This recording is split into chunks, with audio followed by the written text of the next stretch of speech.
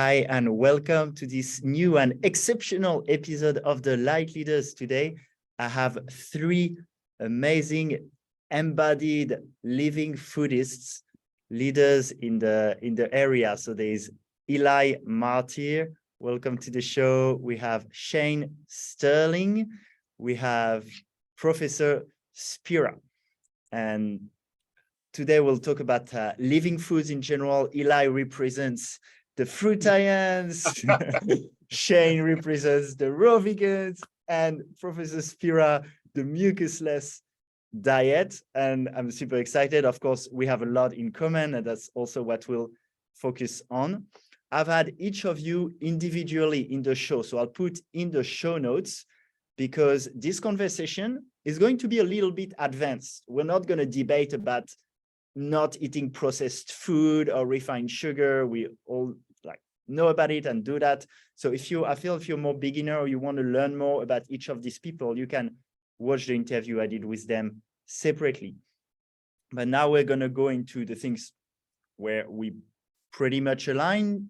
I'd say being vegan, no processed food, mostly raw, lots of fruits, benefits of water fasting. I mean, we'll go into it, but I think it's things a lot of you guys are into, and healthy lifestyles in general. It's going to be a long conversation.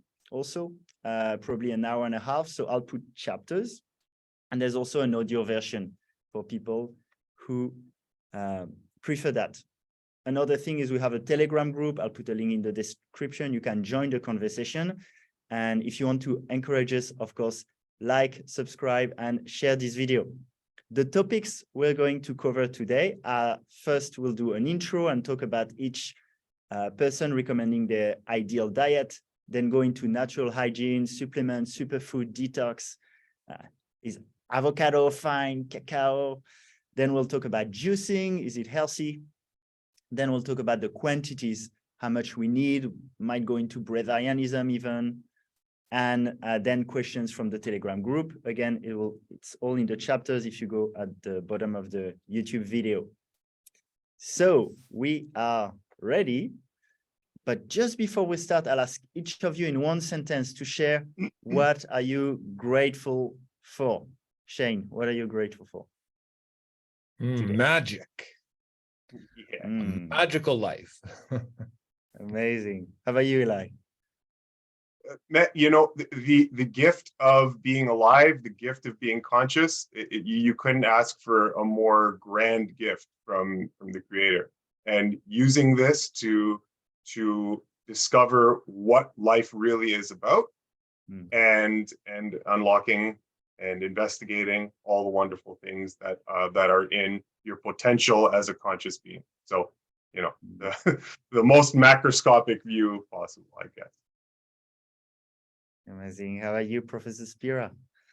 I am thankful for the opportunity to be here and transform my bloodstream, and which is the foundation of any kind of transformation of humanity. We have to start with ourselves, and with the information that we all have, we can not only transform our blood, our personal blood, but then our bloodline, which is absolutely essential if the human species is to continue forward. Come on. Aho. So getting into it, I would like each of you guys to do a little intro, let's say 2 to 3 minutes. Again, if people want to dive into it, they can listen to the full interview with each of you. But let's say in 2 or 3 minutes, so people can kind of see what you stand for and where you're at. So who wants to start? Sure. Okay, sure. I guess I'll start. All right. So myself, I'm Eli Martyr, and Free Melon Society is the YouTube channel that I run. Basically, I'm just a student, just a guy who got really interested in, first, physical activity, athletic performance, coming from a background of gymnastics, martial arts. I studied kinesiology in university, got my degree, and so I've always been interested in movement and various athletic disciplines. So throughout my university years, I got very, very interested in natural law, natural science, some occult, some esoterica, excuse me, and stumbled upon natural hygiene and history, all sorts of different subjects, health being one of them, obviously. And I just started devoting a lot of time to researching what health really is, and what has been kept out of the picture for a very, very big chunk of modern human development, modern human history, and just exploring that and kind of discovering and putting into practice what truly works, what human beings are designed to eat, how they're supposed to live, how they're supposed to thrive, and by trial and error, experimenting, and putting new ideas into practice. And so that's where we are today. And of course, once I start to get a lot of experience in charting this new territory, then I started noticing the incredible health benefits and the improvements in my life. And so I was compelled to share them with people on my channel. And that's what I've done with it. Yeah, that's about it in a nutshell. Thank you, Eli.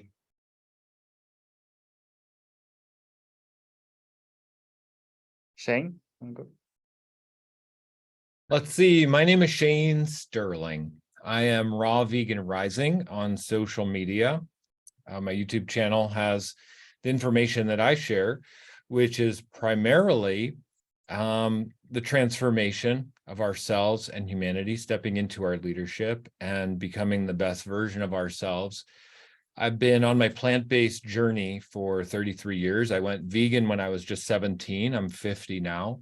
So I've learned a lot along the way, which has led me more to raw foods. So my message is primarily based in how to be vegan successfully, because I really feel that the suffering on this planet holds us all back. And the way we breed and confine and enslave animals just represents how we're treating each other and how we're treated. So one of the most fundamental paradigm shifts required on the planet is to not eat animals and to not use and manipulate animals the way we are doing currently. So I'm really focused on that level of healing. And even since I was a kid, just 17 years old, that's where I really feel is the crux of what this planet needs most. So if we're going to do that, then we have to be sustainable vegans. If we're eating the processed foods and junk foods and even too much cooked food, it leads us down a slippery slope to not step into the best version of ourselves, not step into that magic. I'm looking for total transformation of ourselves so that we can be the example of leadership on this planet. If we're going to do that, we need to empower our bodies and our minds and our cellular matrix to feel the divine pulsing through every space within our being and our consciousness, because what's being required of us at this time in history is a big task. We're up against a lot. There is a matrix of control on this planet that manipulates us. There's evil people. We've got a lot of work to do. And if we're going to do this, we have to be at the very highest peak performance. So that's what's led me to raw foods, is just that I need to operate at a very high level of performance. So my work is helping people step into this personal power and leadership themselves. My membership, Raw Vegan Heroes, has 2,000 members currently. And for me to lead a membership of 2,000 people, I have to operate at the highest level to empower others to step into their leadership. My interest is helping bring up other leaders. And when we help inspire and instill leadership in others, then that's where we can see the most change. That's what I'm after. I'm after the change in people's DNA. I want to inspire someone to try a juice fast so that it changes their DNA. They maybe don't even realize it. And out from under them, all of a sudden, bam, things are different. They're seeing more clearly. They're feeling more clearly. Their extrasensory perception is heightened. Now, all of a sudden, they're making different choices. They're speaking different words. They're inspiring their friends and family different. And it's that ripple effect. So that's what I'm after. Helping people at the fundamental core of that is service. I'm here to serve humanity, serve the suffering, serve people, help people up out of the treachery that they're in, the struggle that they're in, the suffering that they're in, experience total abundance in their health, their consciousness, their relationships, their service work, all of it. Thank you, Shane. Spira. All right, so I'm Professor Spira, practice something called the Mucusless diet healing system for over 20 years. And I've had the privilege of helping many thousands of people use the mucus-free methodology to transform their lives.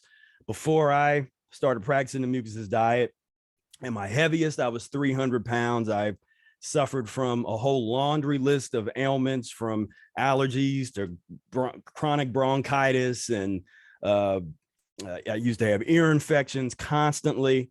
And I got my a little before and after here, and it's me on the left, and then on the right. That was a year apart after starting to practice the mucusless diet, where I started to get this kind of stuff coming out of my body. All this nice goo and slime and all that good stuff was coming out like a little slime faucet.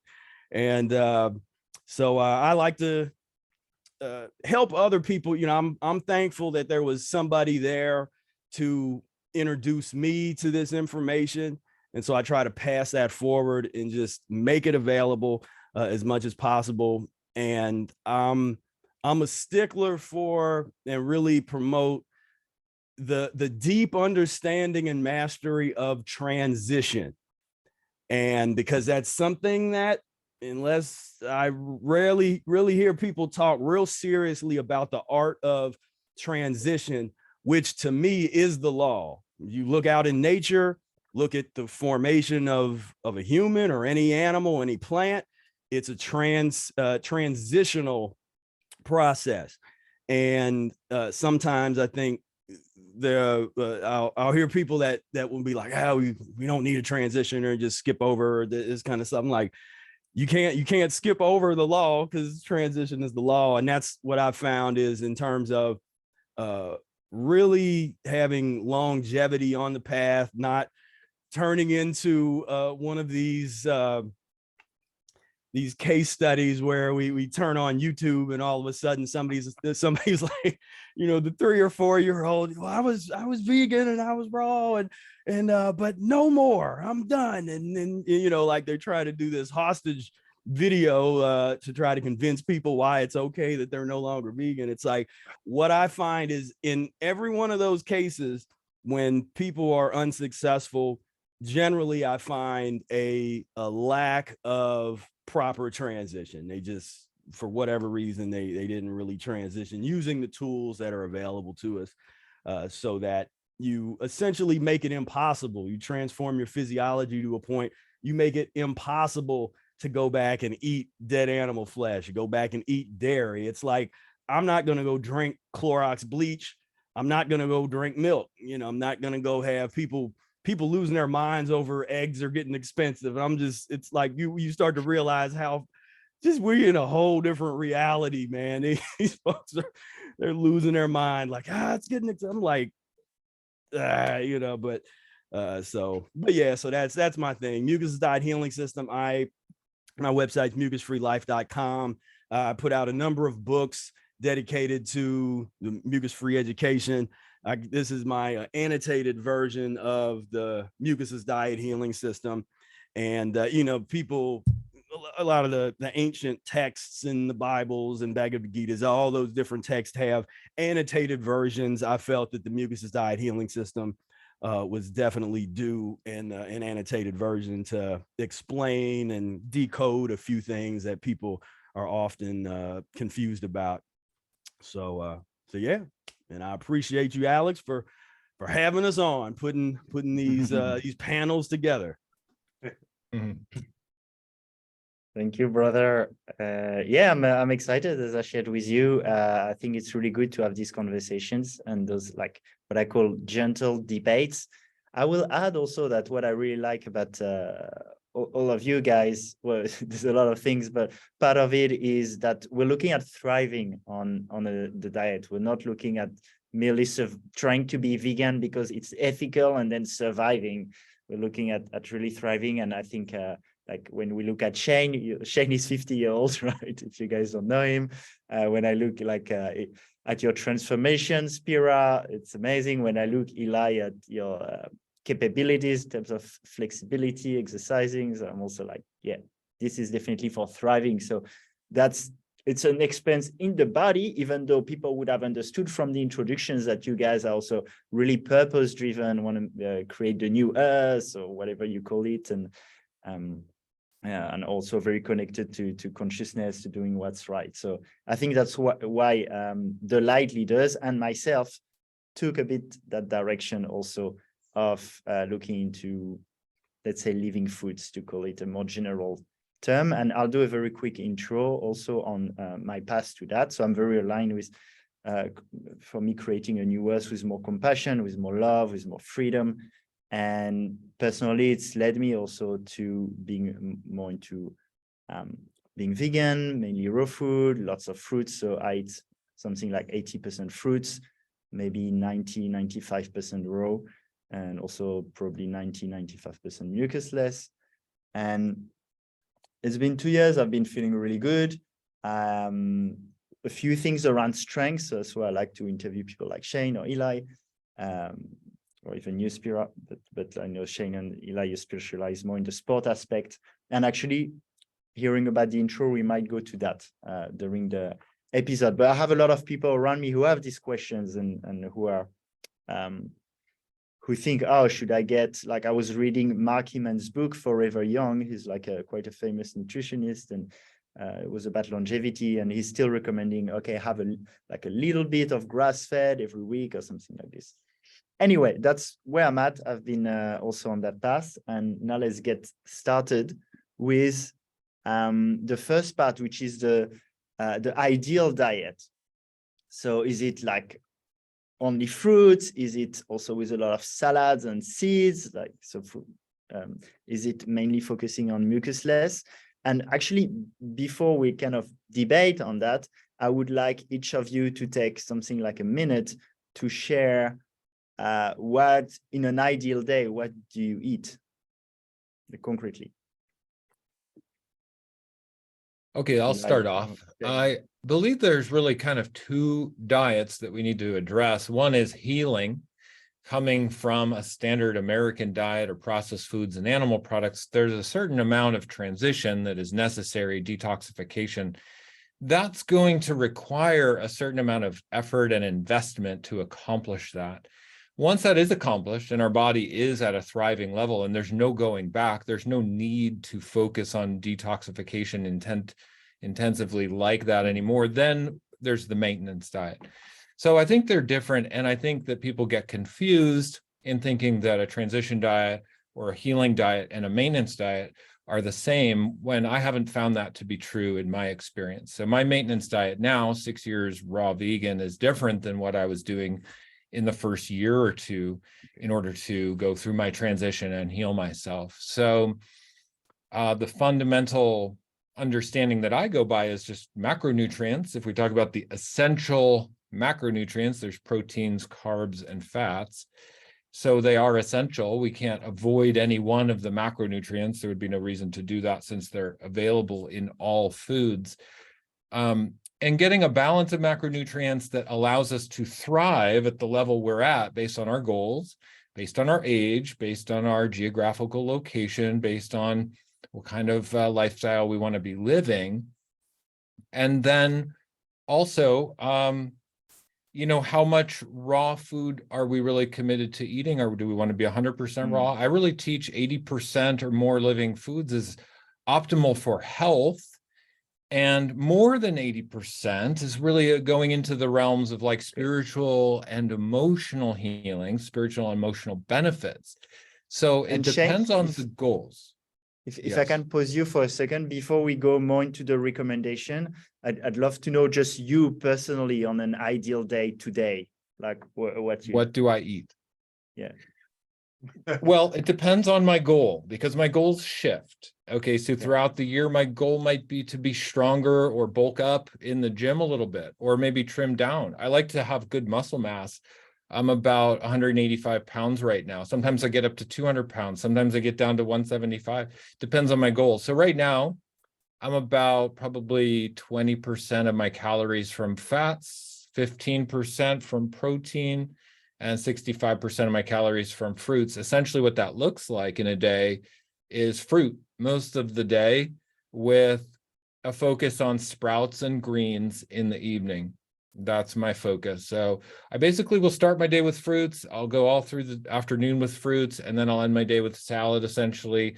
And I do focus on sprouts for the protein content, and then also moderate amounts of fats. I might do hemp seeds, chia seeds, flax seeds in my dressings and things like that to hit just a small, lower, moderate range for fats.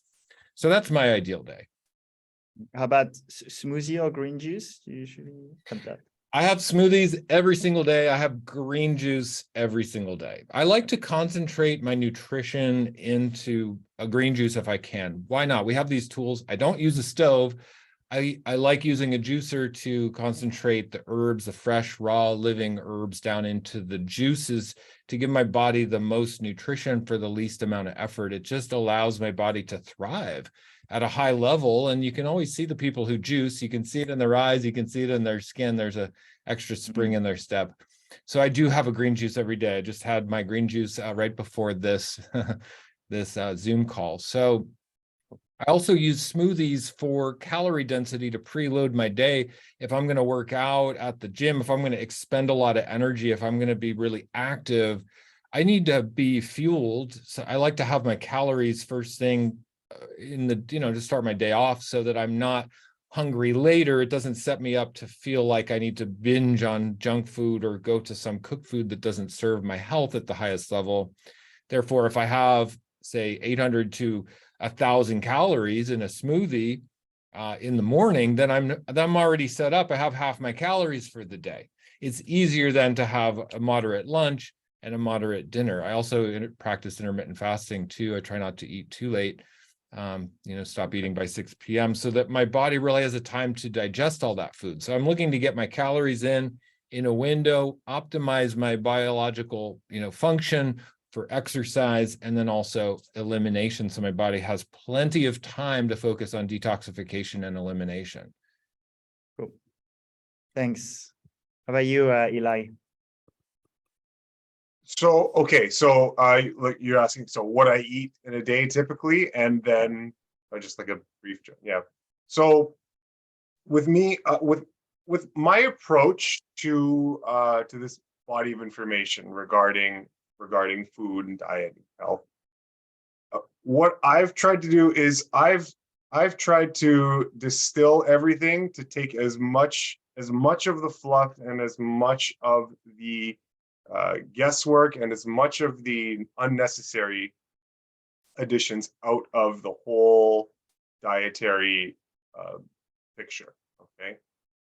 What I liked to do was to use the example of nature to inform my own diet, not in mirroring what other animals do, but mirroring the style and the way that nature has seemed to set up the relationship between an organism and its food. And when I look at how wonderful the universe, the planet has been designed, I see that relationship is good, and it's natural, and it's healthy, and it's wholesome for basically all organisms that inhabit the planet. And so for me, recognize that humans, like every other animal, have a species-specific diet, which is the plant-based foods.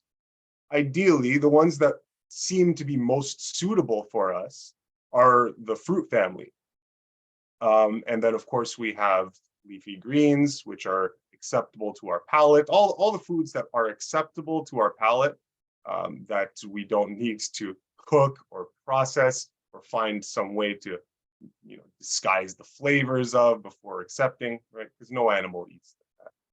So with me, I'm just very, very, very honest about what responds the best and the most profoundly to my palate, because that's how all organisms eat. So what that looks like in my life, just tried to eliminate everything, just eliminate all guesswork and go with the fruits, because those tend to be what makes an attractive food to eat, an attractive meal to eat to satiate me. Whereas, let's just say leafy greens are wonderful to eat, but they don't attract me as a meal on their own. So I would default more to fruits because they can make a wonderful meal on their own without any complication, right?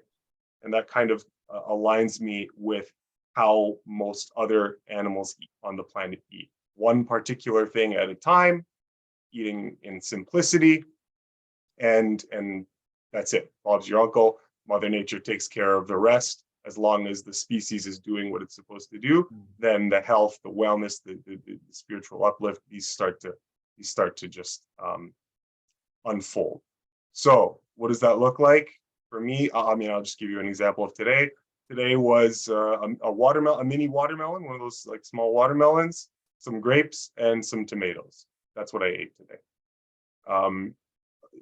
I will eat vegetables. I will eat nuts and seeds, but just not probably not nearly as often as the rest of you guys would. So they're still on my menu. I still eat them. I still advise people to eat them, right? In fact, I very rarely in any consultation will ever tell anyone to approach eating exactly as I've done it. I don't think I've ever recommended anyone do that, because it's a choice, right? It depends on what your motivations are. Like Shane said, there's so many other factors that go into how best to structure the diet. So the diet that's best is the one that's going to work for you, the one that you can maintain. And of course, with some limitations, as eliminating the processed foods and all the stuff that I think all of us here know are quite harmful. So anyway, that's what I ate today, just as a general example. On a day where I do have some vegetables, it might look like maybe some tomatoes with some lettuce and some shaved carrots in a bowl, and that's it, right? Lettuce and cucumbers and some celery and arugula or so. So very, very, very simple combinations generally with me. And nuts and seeds I would eat far less often than I would have vegetables. So it would be vast majority of the time fruits. Sometimes if I like some vegetables, and far less often are nuts and seeds. And always raw. Yes, always raw. I've been doing this I've been doing this for about 7 years now, and of course it hasn't been 100% raw for like dogmatically from the day I started. I'm not going to say that, right? I've had little experiments here or there. You get curious. I'm a human being, right? You get curious, like, oh, I wonder what this would be like. So in a given year, I'm having, I might have sample one cooked food item, right? 2, 3 in a year, maybe 2, right? It could be that minimal, and most of the time. But yes, most of the time, all the time, it's always raw food. The times I would eat something cooked are extremely few and far between. usually just to sample something so if I'm preparing food for other people. Let's just say that. So yeah, anyway, it's not that I have never eaten cooked food for 7 years. I have, but you know, if I'm giving an honest representation of what I eat, it's a 100% raw food diet. Yes, of course. Thanks, Eli. Yeah, no problem. How about you, Prof. Spira? So so I did a video once, what I eat in a day on the Mucusless diet. That was a 3-hour video. There's people in the comments like, I'm not watching this if you can't explain it in 2 seconds.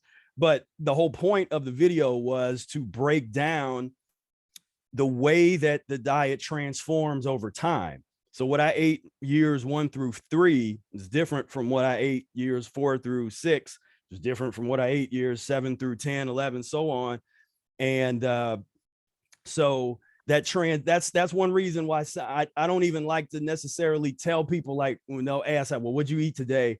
And I feel like most of the time if I were to tell somebody, it's not going to help them because I'm 20 years in, and wherever they are, there might not be 20 years in. And so because people start trying to model immediately when they hear like, okay, so he's eating that, let me try to do that. And my message is always, go read the book. Like, read the Mucusless diet book first, check out the transitional methodologies, and then knowing what we all eat can be helpful, so we can get different ideas and see how things roll. But for me, so I just, in terms of my daily consumption, we have like 2 different main modes. So I'm either eating, or let's just say drinking, since some people don't want to call that a fast. So we'll call it drinking, and being on all liquids. And so if I'm just doing all liquids, then let's just have a couple of fresh juices in the day, which is what I started drinking only liquid yesterday and today to get ready for our talk. And so I've just had I just had fruit and mostly fruit juice. I'll have periods where I get into green juices. For me, that's more medicinal. Like when there's a certain kind of cleanse that I want to get to my blood, then I hit the green juices. But my favorite is the fresh fruit juice. And that's what I had yesterday and today. But if I'm having a solid food period, generally I'll have fresh juice or earlier, like get up and be up for a couple hours before putting anything in, then have some fresh juice, like I said, usually fruit juice. Then a few hours later, around that lunchtime, that'll be a mono fruit meal of whatever I can find that is good. And it's like this little time is hard right now, because it's like you're right before the mangoes really hit good, but you're kind of after the citrus and the oranges. And so I'm like, man, I'm trying to I found a few mangoes that are all right. But yeah, that first meal, mono fruit meal, and that's another thing that'll get me juicing, is when I can't find good fruit, then I'm gonna just juice. But then in the evening, if I'm in an all fruit type of period, then I'll have another fruit meal. If I'm not, then that'll be like a vegetable meal, an all vegetable meal. So I'm pretty strict about my food combining. I don't combine fruit with vegetables, that kind of stuff. If somebody needs to have that in the same meal, you eat the fruit first, wait 15 minutes, and then follow it up with the vegetable course, which it always have some kind of combination salad involved. And then you get into different, whether it be cooked mucus-free vegetables or raw, whatever, but generally things that aren't very processed and real, you blend it up and that kind of stuff, kind of keeping it so that it can eliminate well. So a big focus for me is eating food for the purpose of eliminating well. I don't want it leaving behind a bunch of slimy residue in my intestines and as it's going through. I don't want and even with some some blended things and stuff that there's certain things that don't really eliminate well, that leave behind that slimy residue. And so that's something that I like to steer clear of. And so for me, the ideal diet is whatever transitional, wherever anybody is, like to have a transitional diet and be eating in alignment with where you are physiologically and being honest with where you are physiologically. So if you just last week you were eating Big Macs and Whoppers, then you're probably not going to be eating like Eli right away. we're going to need to transition. But for me, there's always higher levels. So if there's still a lot of like something I eat very little, we'll call it concentrated fat, since some people want to point out that there's fat in everything in trace amounts. So it's like, well, the concentrated fat, that's something that I eat very little of. Not I kind of and I go long periods of time. I had just did a 3-month long juice fast. It was like November, December, and January, and I didn't have any concentrated fat for 3 months, and I felt great. So for me, that's like getting to those next levels is like, okay, how long can you go without without fat? I think the longest I went without any concentrated fat was about a year. And that was off of a pretty long fast that I used to, and I must say too, and I don't promote long-term fasting for people or long-term liquid periods. Like, I'll talk about that because I learned a lot in doing those things, but I always tell people, again, refer back to the book, because if you use the principles, you learn how to master a 24-hour period on liquid, then you learn how to master 2 or 3 days. Now you have something to work with, because you can take those 3 days, that you can turn that into 3 months. You can turn that into 3 years, with enough time. And so, so that's kind of where I'm at. Very quick precision. When you say not mixing vegetables and fruits, do you include savory fruits like avocados and tomatoes and cucumbers? No. So I look at like the vegetable, no,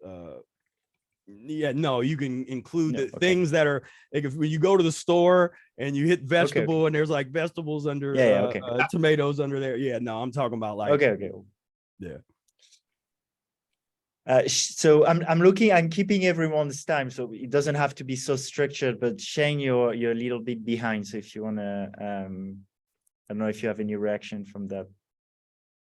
Oh, good. Yeah, I appreciate that. Well, I like to help people with where they're at. And if we're going to help make a change in the world, really, we have to meet people where they're at. So for me, I'm not dogmatic about it at all. I really like to help people just know how they can learn to eat raw foods and feel better.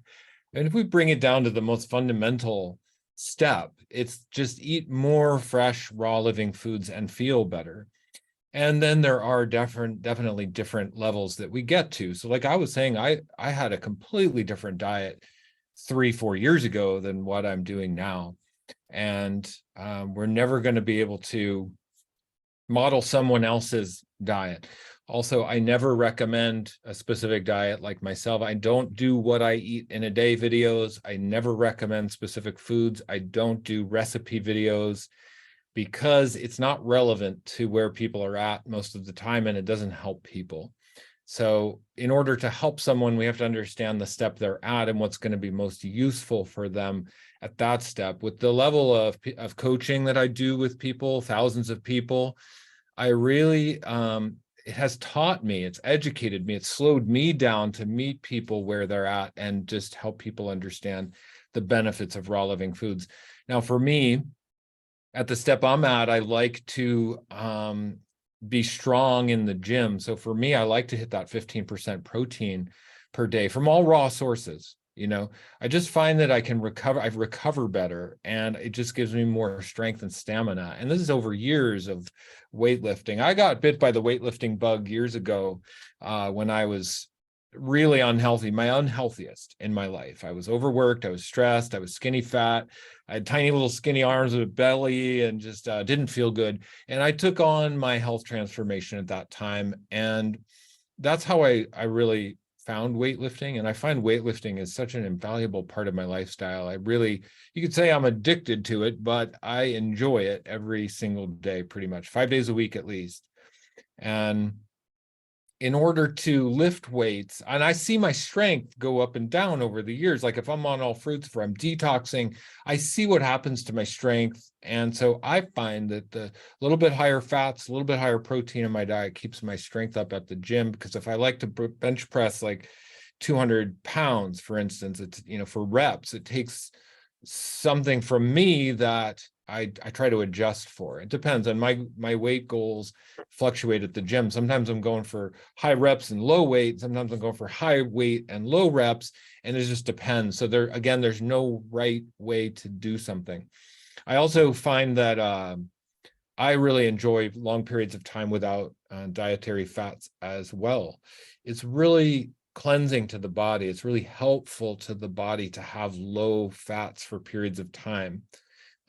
Most people, though, find that can be challenging. And so I don't always recommend that for people, depending on where they're at. And again, that's why we have to work with people with the step that they're at in their transition. I'm really other focused. I'm really in this for education and helping bring the message and the power of raw food to others. So it's not always about what I'm doing. You know, I've been probably 95 to 99% raw vegan for the last 6 years. And so what I do for myself is to operate at the highest level physically and mentally. But when you're other focused and you're helping someone else achieve their greatness, then it can look so many different ways. And it's really important to not get stuck in any kind of dogmatic thinking. And I really, really am a big proponent of that. On my social media channels, I have you know, a lot of haters and a lot of people who praise what I do, and I get the meat eaters who chime in, and I get the different, you know, what would you call them, different segments of the raw vegan diet chiming in. And so I talk to everybody. I know where everybody's at, and I really just find that being dogmatic about anything is not helpful ultimately. So that's why I really promote knowing your goal, knowing the step you're at in your life, your geographical location, your age, and your fitness and health goals, and then adapting based on that. And then also, the longer you do it, the more detoxed out you get, and the more clear you get, and your bowels and your blood and your lymph is operating at an optimal level is a whole other thing, and you feel amazing. And that's when you, I think, that's when you get other focus. That's when you say, I got something to share here. I got to help people now because I'm feeling the power of this. This is the truth. We're looking for objective truth. And the laws of nature show us what objective truth is. We can't beat the laws. We can't fake the laws. They exist. We either align with them or we don't. And we see in our modern civilization that we're not aligned very well with a lot of the natural laws. That's why we have the health problems that we do in our society, the mental problems that we do in our society, the fear, the anxiety, the poverty, the oppression, the racism, classism, speciesism, all of it. And so this is the result of being out of alignment. So a raw vegan diet is really about bringing it back right into alignment. And that means we come back into alignment with ourselves and our own spiritual awareness, our own spiritual connection, and more connected with our divine source, which brings forth more wisdom out of our own divine wellspring. And that's what really inspires me. That's what really motivates me. When we get aligned, it's like hitting the gusher, the geyser. It comes up and out, and the divine wisdom wants to be shared. The methods of alignment want to be shared to help people. And I think we become other focused at that point. And so, yeah, I think that's the important part for me. Yeah, thanks, Shane. And also, I could hear the conversation already starting to gravitate a bit toward the juicing and the detox, and we'll get there. But there's a point as we're talking about the, those ideal foods and ideal mindsets also. I was watching your video, Eli, that was great on what we should eat and going down to very simple things. And that would, to me, well, in that, fruit looks like the ideal food, right? And I think we kind of all agree and eat a lot of fruits because it's raw. But at the same time, some people almost consider the fruit as kind of cooked because it's been slow cooked by the sun for months. And so for me, watching that video of Eli and thinking, okay, fruit is great, but then for vegetable, in general, I'm raw, but I know also Spira and Josh X was the same, sometimes recommend actually some vegetables are better cooked. And then I thought, if we take the natural approach, actually it could make sense that the right thing for us is fruit. But then if we choose to have vegetables, well, it's not ideal as a root and it wasn't meant for us. So maybe if we want to get it closer to what a fruit is, slightly gently cooking it would make it more like human friendly. I mean, that's like a thought I had if we consider actually the fruit as gently cooked. I don't know if because Shane, you're more into being a raw vegan and Spira, you're more into sometimes cooking the food. I think that could be a great conversation, and Eli, you can jump into. I'll leave it there. So, okay, yeah, go ahead. Well, I was just going to say, so again, in my paradigm, where I'm coming from in terms of the mucus diet healing system, I look at food very mechanically. How does it aid the body in elimination? So we'll refer back to this. You dealing with people that just coming off of McDonald's and Taco Hell and Burger King, and they have pounds of this, 10, 15, 20, 25 pounds of this uneliminated, unnatural food substance slime residue. You don't you dare put them on all 100% fruit, 100% raw fruit. This is how people pass away. And I agree, Professor Spira, but I think today we're talking more to an audience that's already very health conscious. So they don't go to McDonald's; they're already on that path. Well, but the point is that no, this message is especially for them, because all these people that think that they're so advanced, because as soon as that hubris comes in, and I see that all over the place in the raw food community, as soon as they think that they're, man, I've got it together, I'm there. That's exactly when a week later they're making a video talking about, I'm no longer raw vegan, and I wanted to make this video so that everybody can feel empowered to be who you want to be and do what you want to do, because it's a cult. And it's like, no, I'm saying we got to get back to the fundamentals and understand there's a reason that you cook certain mucus-free vegetables, because it's mechanical. A combination salad with the right cooked vegetables is going to help push this out. Whereas raw fruit without that by itself isn't going to have that same effect, in a body that needs that. So, I mean, I think the theme that everybody's had thus far is eating with where you're at and what you need to be eating. I'm just saying, in terms of when we start to think mechanically, how does, a mango eliminates different than blueberries? It's a different tool. Raisins eliminate different than prunes. So for me, a mastery of this path in the diet is going to be a mastery of understanding how all of these different tools help aid the body in its elimination, so that we know what tool to go for depending on where we are. And again, based on our goals, based on what we're going through physiologically, we can know, like, I need pineapple right now. I need some apples. I need baked banana. Like, what do you need physiologically to help eliminate the residue and the waste and the old film that's built up inside?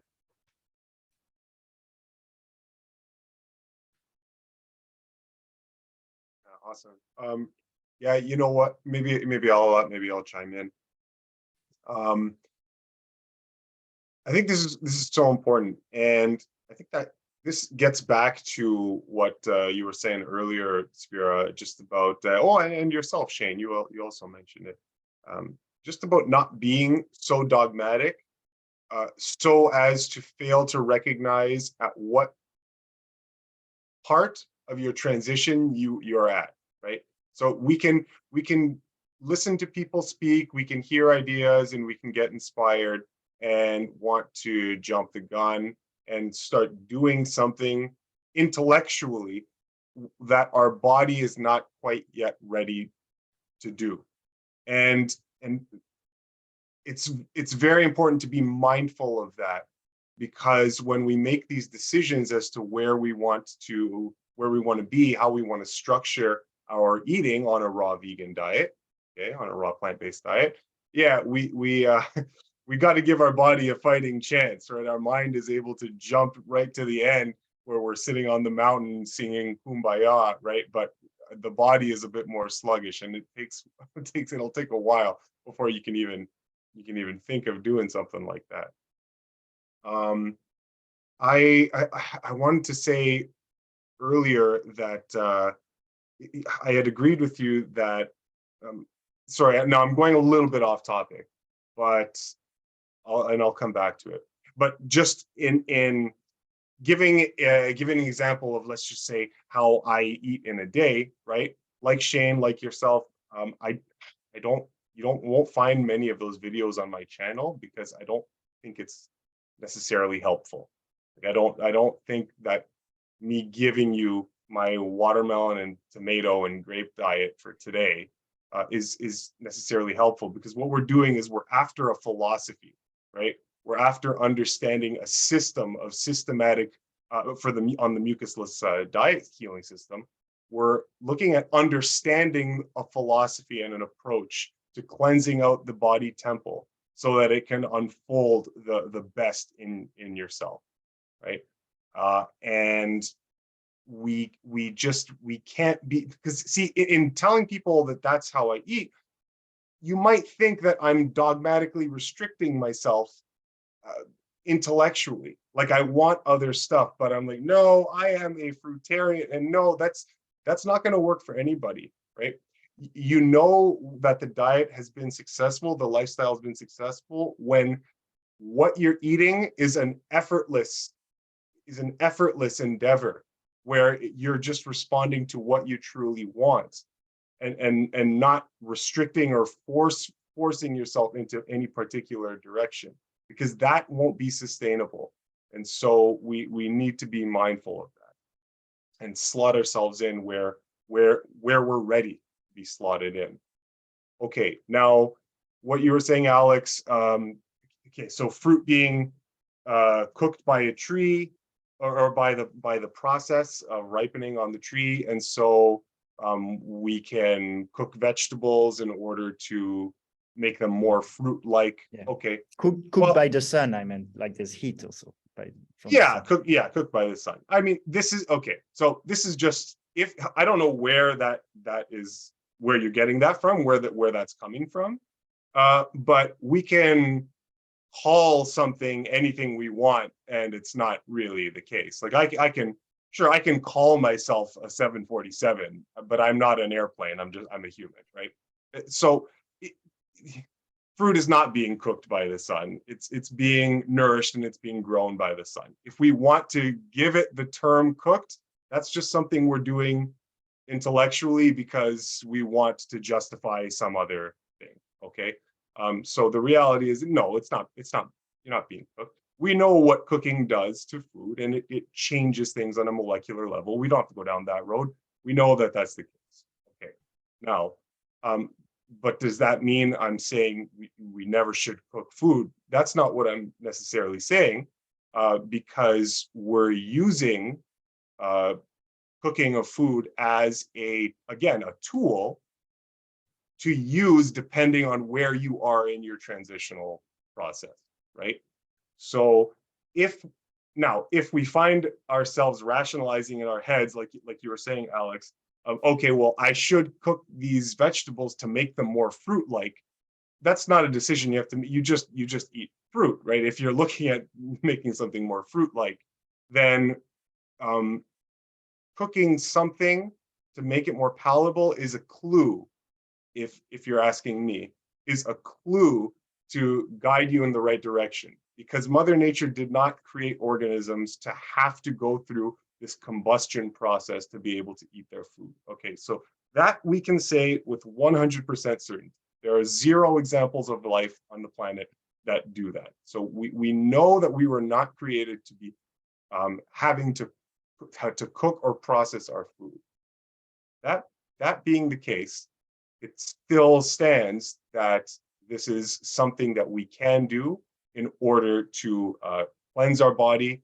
Like if we are replete with the most rampant toxins and mucus goo and mucoid plaque, then yeah, sure, an all fruit diet is not going to be the right approach, because that's going to cause loads of problems, right? You would definitely want to have a transition, just like you're not going to bench press 1,000 pounds on day 1. You need a transition.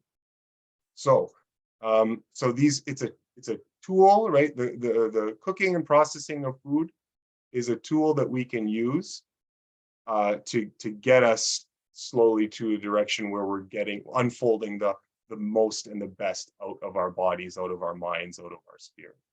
Okay, but we also can't be so dogmatic that we skip steps, that we do things that we're not prepared for, and in so doing, we have all these examples of failures. People that are, raw vegan, and well, it didn't work for me. And of course, understanding the philosophy, understanding what the body's response to certain things is. Many people will not understand that there are challenges as this process unfolds. Deeper levels of cleansing, of purification, might result in certain ebbs and flows in energy and discomfort. And if you don't know that those things are possible, or those things can happen, then you might get discouraged because you imagine that it's the diet failing you, right? So yeah, so there's a lot to consider there. There's a lot to unpack there. And this is the great thing about having you guys here, is that in what you guys say, you're filling in the gaps in whatever I miss, and vice versa. So it's just really great to have everybody here that we can kind of chime in and then just get at all these different aspects of healthy healing. So yeah, Shane, what do you think? It is great. Why in the world would somebody want to be raw vegan? What would lead someone to the understanding of raw vegan, or the idea of a raw vegan path? It's obviously not popular in our mainstream culture. Why would it come across someone's radar in the first place? Out of inspiration or desperation? Most of the time, 99% of the time, it's going to be desperation. People are ill. They're looking for a quick fix, health intervention. They come upon the raw food diet. Oh, if I do this, then I'll be healed, when that's really more treatment-based thinking in the first place. So at the root of what we're trying to do is heal our biology, either through inspiration or desperation. We're trying to heal the biology, get rid of health problems, or take our health to the next level. And that really is about the body. It's about supporting the body's mechanical process, biological process. The more efficiently the body eliminates, the more high vibration we are going to be. The more we're going to reverse our illnesses, the more we are going to take our health to the next level. It is all about elimination. So somebody might come to the raw vegan diet thinking that they're going to be raw vegan, but if they don't focus on helping the body eliminate consistently over time, they might not get the results they're wanting, therefore quitting, going back to cook food. Then we have to consider, what is the emotional and spiritual experience they're having with raw food? We're up against our entire society that says we must eat cooked food to be healthy. And all of a sudden we're going against the grain, even if we come to raw food out of desperation, a very serious condition, chronic degenerative disease, stage 4 cancers, we're still up against the collective consciousness in our society that says we must be eating cooked food. Therefore, the emotional transformation necessary to be successful as a raw vegan is a huge identity change. And that's really where the biggest struggle is for people, is in the identity change. We have to become a different person to get a different result. Now, along that journey, of course, there is a place for cooked food. I think that steamed starchy vegetables are, of course, going to be the most useful, certainly not processed foods or anything along those lines, but there is a place for steamed starchy vegetables in our journey to self-mastery and for healing. So it's about understanding, why are we coming to the journey? What are we trying to get out of it? Where are we going? And do I want to change? The people who are making raw vegan diet failed videos, or even the vegan diet failed videos, I think are people, look, if I'm going to just be really blunt and honest here, I think these are people who are afraid. They are afraid of the implications of what it means to be raw vegan for them socially and personally in our modern world moving forward. They don't want to be the black sheep. They don't want to stand out. They don't want to do the hard work. They don't want to be someone who stands up against the current of the mainstream and says, no, everyone, no, it's something different. Nobody wants to be that person. Very few people do. We all do here in this talk, which is great. But most people do not. So anyone who's going ex-vegan or ex-raw vegan is simply not courageous enough to stand up against the current of the mainstream. Because on a fundamental level, if we focus on supporting the body's elimination system over time, biologically we adapt to it and it gives us the highest level of biological health. There's no two ways about that. So that's really the question we're at, is like, are we educating people on how to eat raw food, or are we inspiring people to say, hey, stand up against the mainstream BS that's miseducating us, misleading us? Why is it misleading us? There's a matrix of control on this planet, obviously, big corporations that profit off us, profit off our sickness. You know, there's a lot of people that want us to be sick on the cooked foods and the drugs and the junk food. So what are we doing? You know, I pose the question to us four here. Are we educating simply on the mechanics of raw food, or are we inspiring people to stand up against the identity change? It's standing up against the mob mentality, the horde mentality, marching against health, marching against the alignment of simple natural law, fruit monomeals, the simplest possible mechanical way to help our body, but yet society doesn't support it. So the approach I take in my work is to inspire. You know, I really think inspiring people is cool. I think a lot of people need the inspiration. You know, the mechanics of how to eat raw vegan is something we will figure out over time, especially if we focused on the power of elimination and detoxification. And Spira, that's one thing, is my specialty too, is removing mucoid plaque. Of course, I've done it through my own detoxification. I assist people as a juice fasting coach and detoxification coach for the mucoid plaque specifically. And I'll tell you, there's nothing more important than getting that slime and sludge and plaque and biofilm accumulation out of the gut. There's nothing more important, but to get someone to do that level of hard work and sacrifice, what's going to get them there? It's like, for me, it's inspiration. So that's my approach as an educator, as a content creator on social media, is to like, let's inspire someone about the potential of who they could be if they stand up against the matrix. You know, do you want to be out of the matrix? Do you want to take the red pill or the blue pill? You do get to decide, but ultimately the truth, as bleak and as stark as it is the truth. So we might as well embrace the truth, even if it's stark in ways, to get to that root core understanding of who we actually are and what we're really doing here.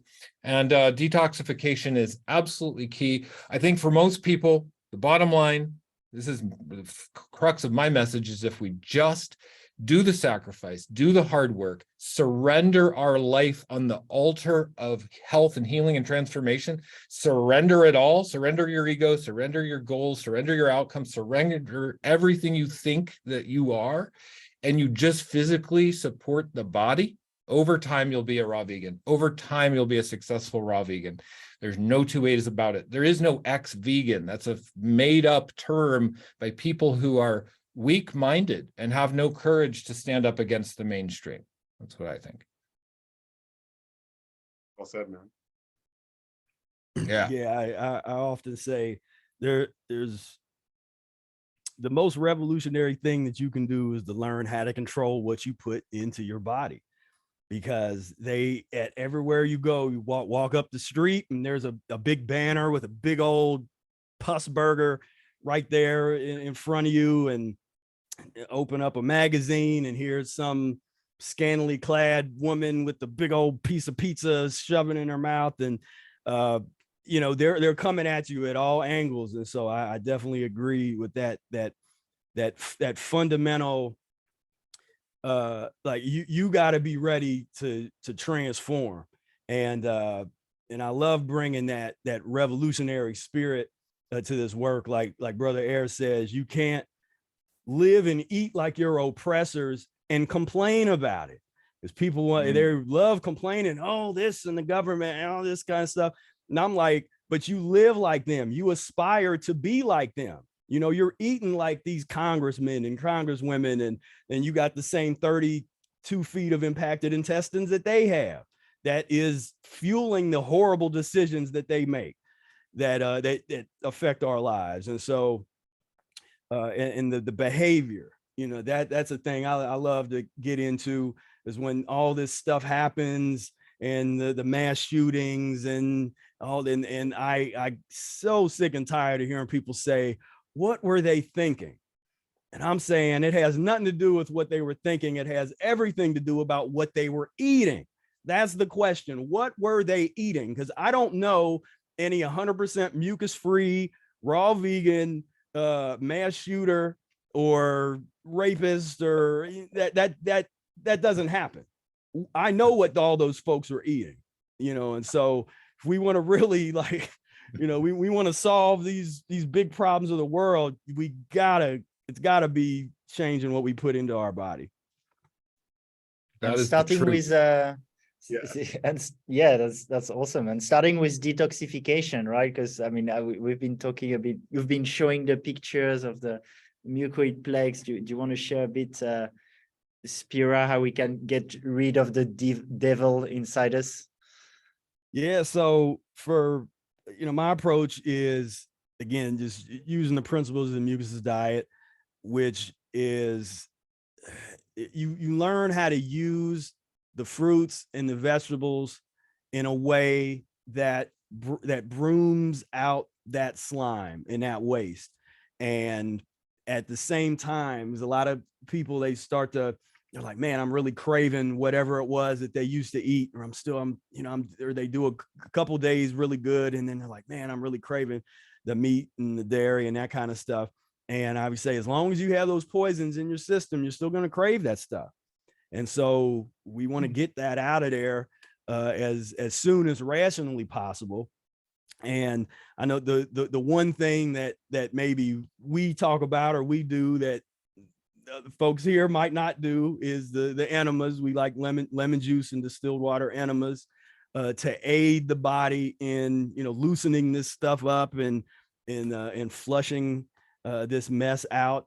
And but really, you know, the transition diet, you can talk herbology, or you can, you know, like there's all these beautiful tools that we have, but the main thing is getting on the path and starting that cleansing journey, where, you know, I look at the lifestyles, it's a cleansing lifestyle, you know, transformational lifestyle, where, you know, it's like, I mean, the only direction we have to go is up, because as humanity, we went way down we're very, very degenerate, way outside of nature. So we have a lot of work to do, but I appreciate that. You know, I appreciate the opportunity to do this work. And but yeah, cleansing. And once you start getting that stuff out and people start passing the worms and the tapeworms start coming out in the slime, and then, you know, I'll get those emails like, oh wow, this was, I didn't, they'll be like, this is real. I didn't know that this was in there. I was like, well, I've been talking about this for 20 years, but all right, I know you got to see it. People have to see it come out of their own body. And then they're like, ah, okay, now I get it, you know? Yeah.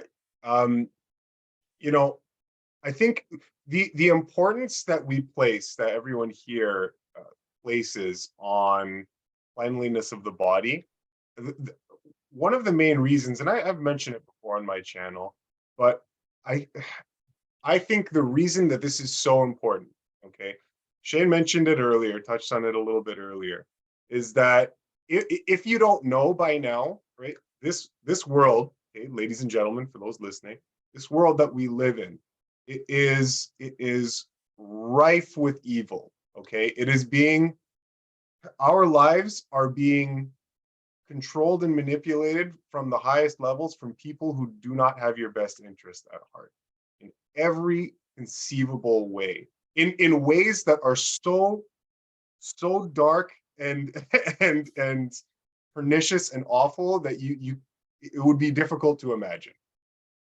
And so in our lives, the reason this becomes so important now, right, in the 21st century, is because diet and food and health is one of the things that right now we might lose this freedom in the future if things, you know, keep going the way they're going. But right now, it's one of the things that we have 100% control of in our lives. And it's the foundation upon which all other development will come. If you do not have your health, you have nothing. Okay? If you don't have good health, you can't think properly. You can't be an example to your community. You can't be there for your children, right? You need help. And that's why this is so important, because the way dietary culture and lifestyle has been constructed for the majority of modern civilizations, it has been designed in a way that is in itself pathological. Okay?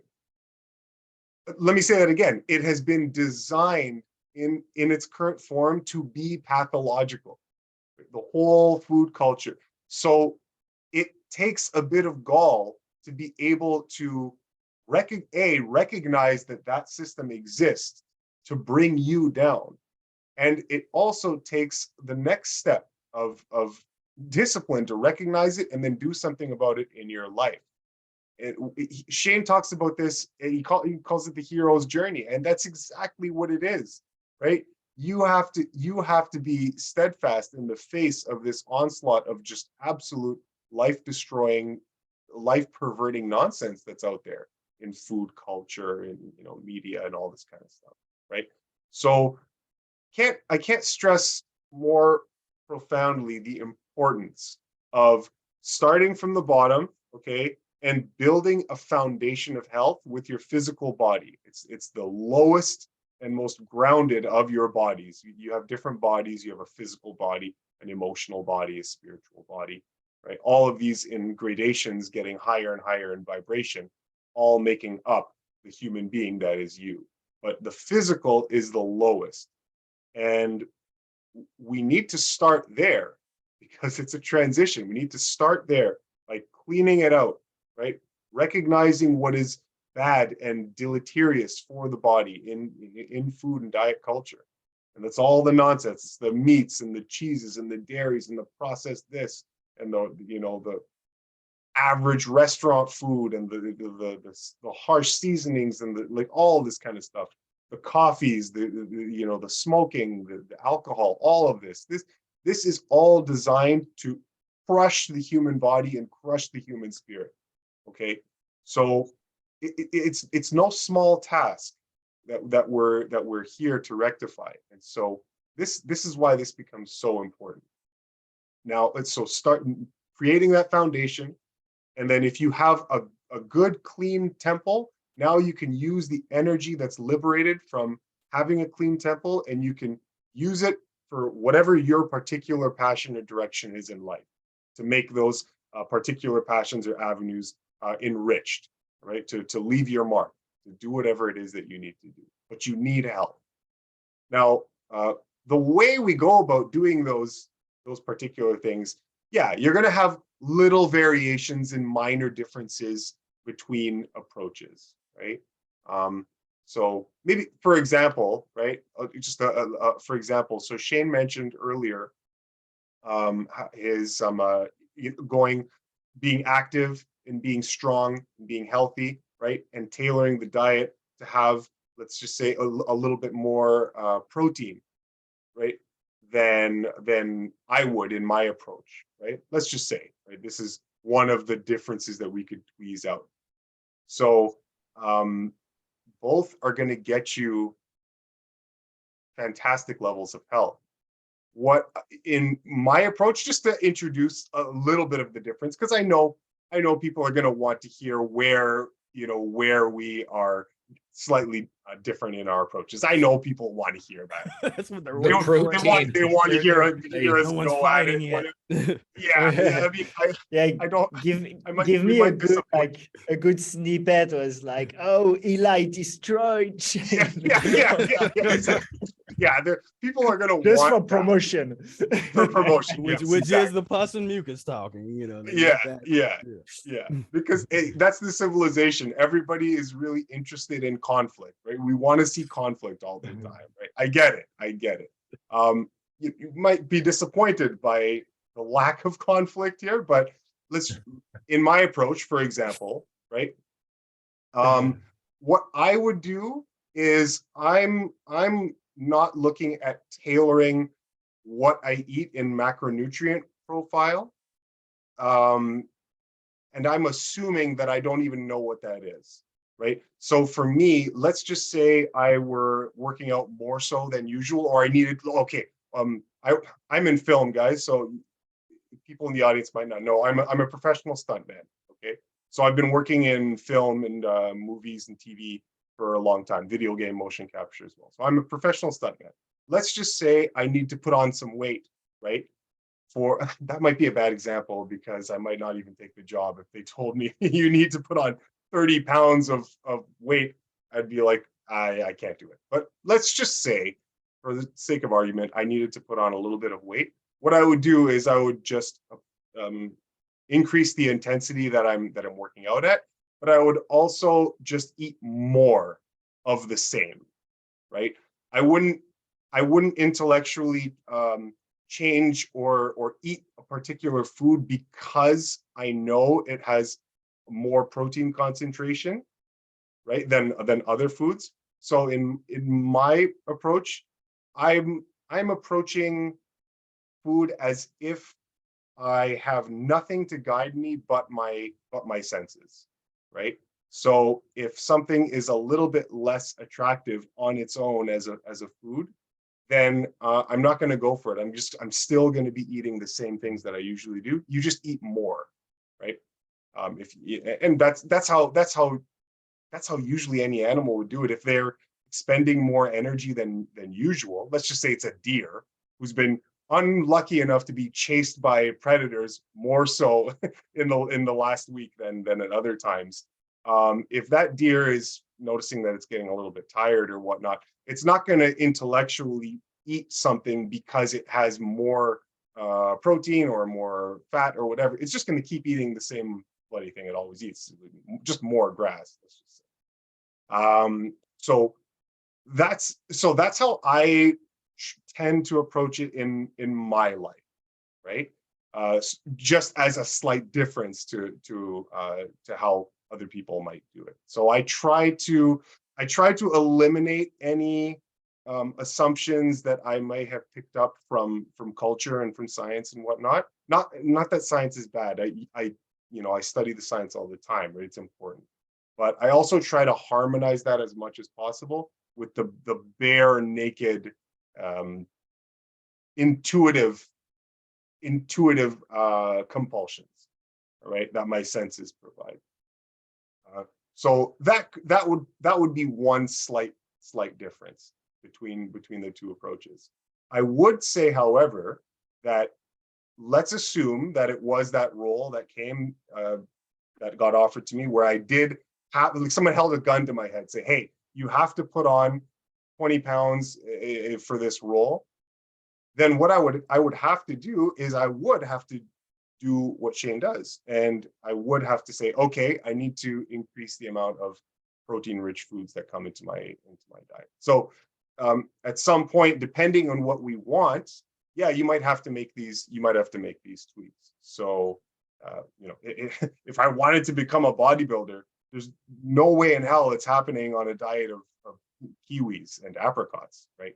I'm gonna need, in order to compete with everybody else, I'm gonna need to do things that are a bit more of a departure from what I like to do in my approach, right? So I guess my point is, you, like we mentioned earlier, you fit yourself into wherever you need, to whatever your desires are, to whatever your wants are, without breaching the general parameters of a healthy lifestyle that we all know is a healthy lifestyle. Like we're not gonna, I'm not gonna go and take steroids, for example, because that's just, that's we're not on that page.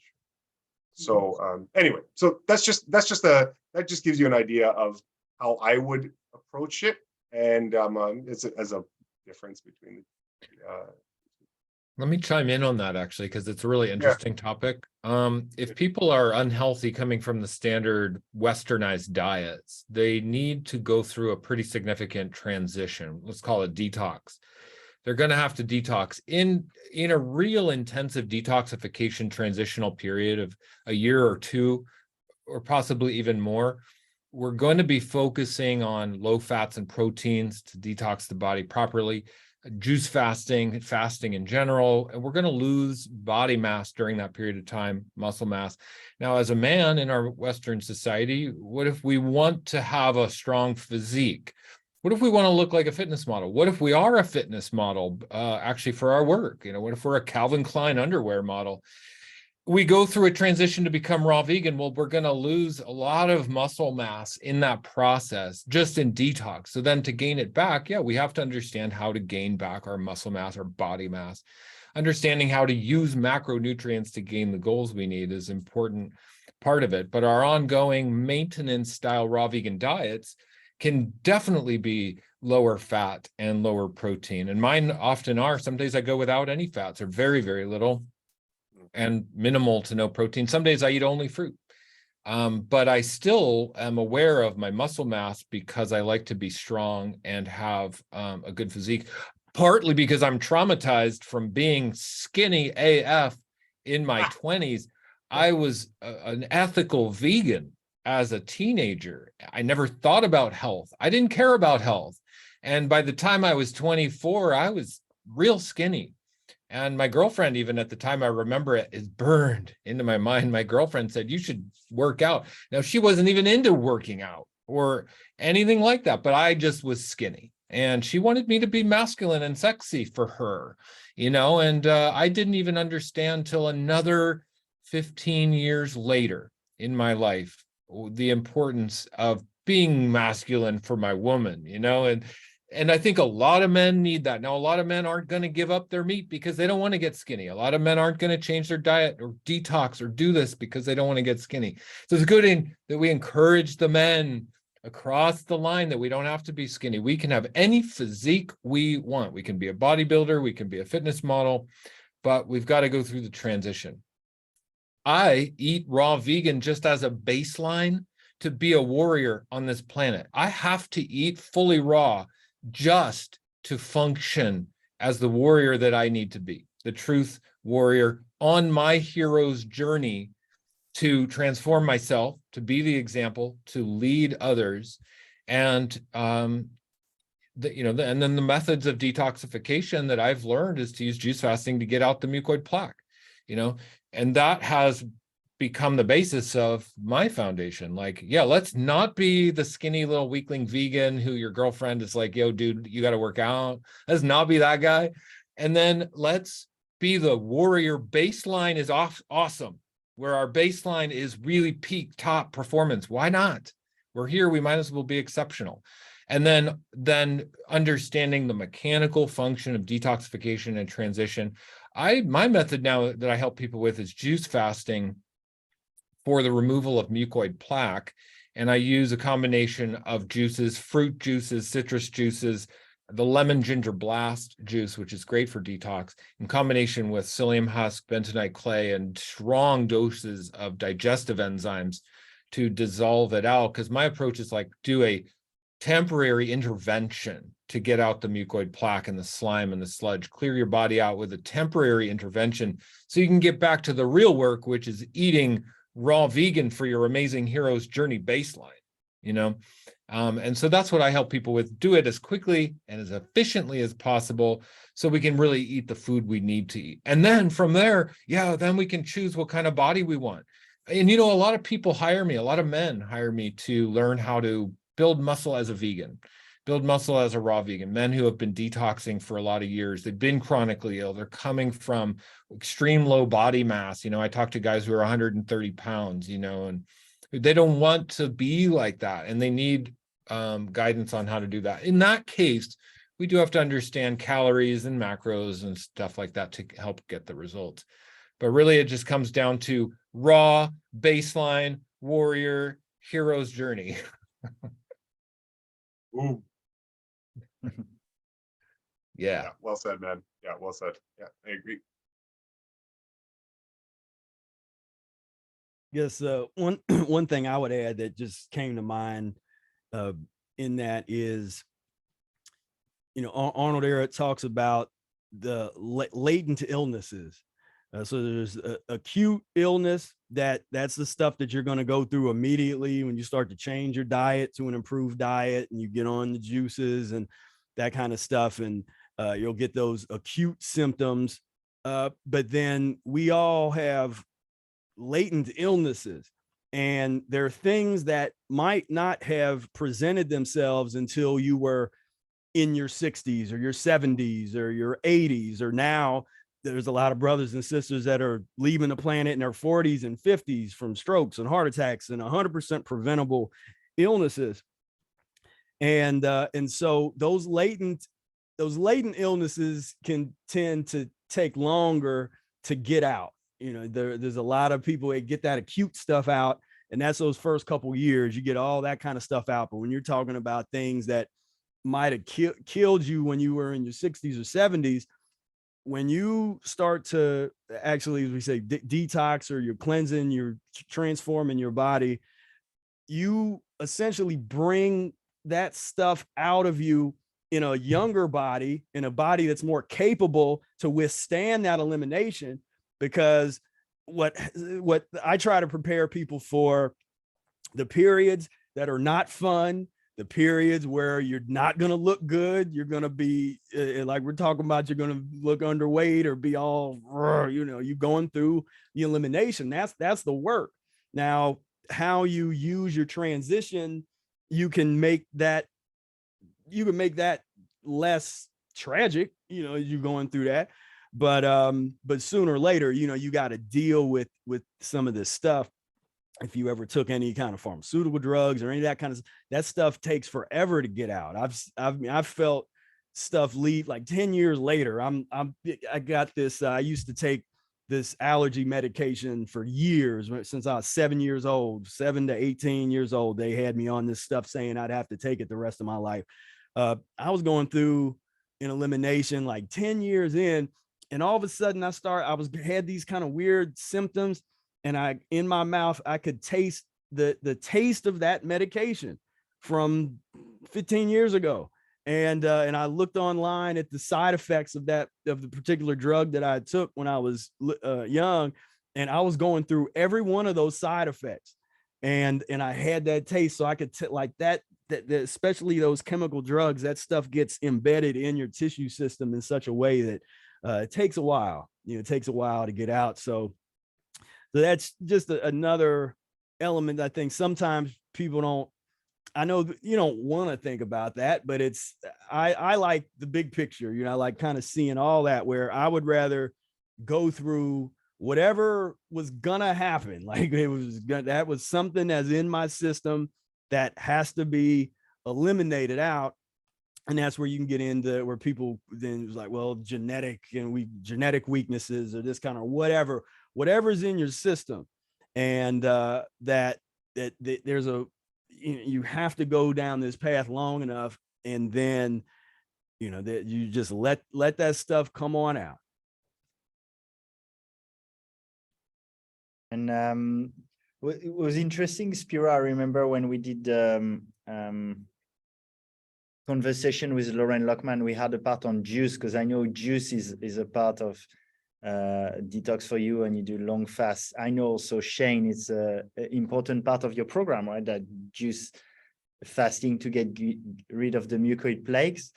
There is something like, at least intellectually for me, with juice, where I joined like what Lauren Lockman was saying in that gentle debate, and what I would assume from what I followed of you, Eli, that you're not so much into juice either, because there's this processing. It's like a processing. So yeah, I'd love to bring that in the conversation, the juicing part, where especially, for example, fruit juices, I have a lot of people also that tell me, oh, if you remove the fiber, then sugar goes straight into the liver. It's like a big overload of sugar. There's oxidation, losing of nutrients. There's a lot of things happening. And at the same time, I agree with you, Shane, people who juice a lot are like, I see it in their eyes. Like I see there's like a glow. There's something that really works with juicing. And even myself, when I do long juice fasts, I can feel I'm in a state of energy that feels really right and feels really vibrant. So I couldn't really reconcile kind of the intellectual and scientific with some of the observation. Yeah, I don't know if I'd like to launch that into it, because let me just start this off by saying that I recently traveled to Costa Rica. I went to Puerto Viejo on the Caribbean side, and I arrive in the town. I'm like, yeah, vacation week, awesome. I stroll through the town, taking in the sights and the sounds, checking out the little shops and the fruit stands and the restaurants. And there's a little juice shop, and it says Detox. It's all hand painted on there in Rasta colors. It says Detox. And he's selling juices and salads. He's got his little handwritten menu outside. These are little hole in the wall places in Puerto Viejo. And I'm like, well, what's up with this guy? Detox. Well, he comes out. He's a young guy, vibrant. I instantly thought, this guy's raw vegan. He's got to be. Look at the way he looks. His eyes, his skin, so vibrant. So I said, are you a raw vegan? First question I asked. He said, well, yeah, I eat mostly raw. He said, but these days I've been drinking mostly juice. He's like, I might have a salad for dinner, but he said, I make juice. That's his result. No intellectual. He's drinking juice. I could see it in his eyes and his skin that he was raw vegan. I knew it. And so you can see it, hands down, you can see it. So I agree that over processing is not necessary. My approach and what I teach and educate people on is that juice fasting is best utilized as a temporary intervention to remove mucoid plaque. And then we can prepare the gut to adapt a more healthy diet and lifestyle. So juice fasting, if we use it the right way, can be very fast and efficient and effective, because removing the fiber for a short period of time gives the body a break from digesting, and then the body actually turns on its superpower of elimination, and the body automatically, through its wisdom, knows to focus on elimination. So the body then turns to elimination, and once we accomplish that, we want to end the fast. We don't need or want to do extensive juice fasting or detoxification longer than necessary. We just want to get the waste and the slime and the mucoid plaque out of there. So then we really focus on the maintenance diet, the raw vegan diet for the real health and healing. So we want to get back to eating food as soon as possible. And Juice fasting is really then not a diet. It's not a lifestyle. It's just a temporary intervention. But again, when we see guys like Joseph at the little detox shop in Costa Rica, all lit up on juices, man, there's no denying it. So juice is also a concentration of nutrition. And what does our body want? Our body wants nutrition, and our body wants elimination. And that's what juice gives our body. Gives a concentration of nutrients, nutrient density with no digestion, no focus on, no effortless elimination. And that's the combination for radiant health. If you want to have amazing skin and eyes and look good well into old age, disease-free, support the body's system of elimination, bring in as much nutrition as possible for as little effort as possible. And so while the principles of just, like the fruitarian understanding, the fruitarians talk a lot about it, where you don't need to process food or juice because it's too much nutrition or it's not buffered with the fiber, is, it's just the fundamentals, I think, are bring nutrition in, as little effort as possible, maximum elimination. It's just that principle. So, I mean, it's, we're splitting hairs on whether it's beneficial or not, but I see it in the people. And I think about Joseph at his little detox stand in Costa Rica, and I think of those juicers, and I think juice does it. Juice does it, man. Yeah. It's funny, like, because I understand, like, intellectually, the reasons why you would want to avoid juicing intellectually makes sense, right? It's fairly logical why you would not want to juice. However, I mean, putting it into practice in my life, and because I've done long juice cleanses before, and I'll get into it. Like, I probably juice a lot less than you guys would. And juicing and smoothies, I probably use a lot less of them than you guys might in your practice. However, okay, so getting back to what I was saying, in the times where I do juice cleanses, the results, the feeling it's undeniable. Like, it's very, you have to be really, really obstinate to deny what juicing does for you. You feel fantastic. There's a notice, and I became a good candidate for this to test this on myself, because I'm already living a fruit lifestyle, a fruit-based lifestyle. Like, 99% of the stuff I'm eating is fruit. And then, okay, Eli, what happens when I go on a juice cleanse? Is there a difference? And yeah, there's a difference, right? You're lighter. Your skin brightens up almost immediately. I would imagine that people report, Shane, in Raw Vegan Heroes, that one of the first things that they notice is their skin just becoming more vibrant. And I noticed that just like everybody else did. So putting it into practice, it's like, yeah, I intellectually hear the arguments against juicing, but it seems to do fantastic things regardless of how you slice it. Now, I also do agree, because I know there's something that is inherently unnatural about it. All right, I get it. Yeah, there's something inherently unnatural about it. I understand. And if I'm living as simply as possible, and as easily as possible, as effortlessly as possible, in my practice, in my lifestyle, it generally works out to not much juicing at all. When I do juice, it's because I'm doing a juice cleanse. So if I'm juicing, it's usually because I'm planning to do it for a week or two or whatever. I usually don't juice in my regular eating practice, like mix solid foods and then juice in the morning, have solid foods later on. Generally, I'm not doing that. It has happened, but it probably happens less in my life than it would for you guys. So I think that I'm on the same page in that it turns for me into a tool, right? It's a tool that you use. It's a cleansing tool. It's a detoxification tool that we can strategically use and intelligently use to bring us to the next developmental phase of our life, right? So what you'd want to do is you'd want to do a juice cleanse if you're doing a juice cleanse, if you're ready for something like that.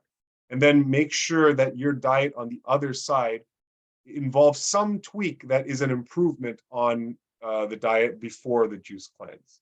That way you're always shooting onward and onward, upward, upward and onward, ever upward, right? So yeah, it's something that we can, I should add a caveat there. It's something that we can use as a tool to be able to ameliorate our detoxification lifestyle.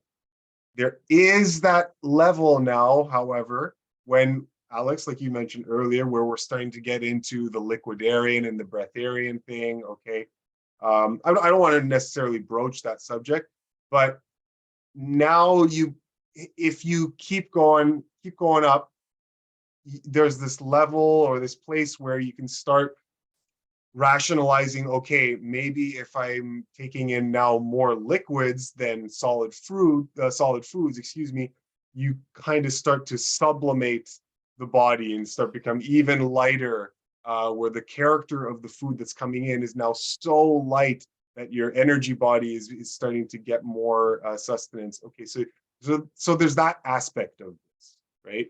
Where now we're using juice as a tool to transition to something higher, whatever that is, okay? But I think we need to separate that process as something that is different than what we're targeting here for the sake of this conversation for an audience that is, not really looking at that. We're looking at the general public and tools that they can use to take their life to the next level of health that they might not have known existed, right? And in order to do that, juicing is definitely a tool that we can use in order to get ourselves there. Whether it's adding juice to your life at some part of the day and using it as a supplement for whatever else you're eating, or whether it's that you're using it as a juice cleanse for whatever it is, 2 weeks, a week, however you like. When you say that the higher levels is like we're air gas engines right now. Yeah, that's a pretty high level of being to exist on air, because not one of us can go 5 minutes without breathing air. So right. Then my approach becomes, well, what can I do to make sure that the body is breathing air as long as possible? In the Mucusless diet book, Eric suggests or presents to us a equation: vitality equals power minus obstruction.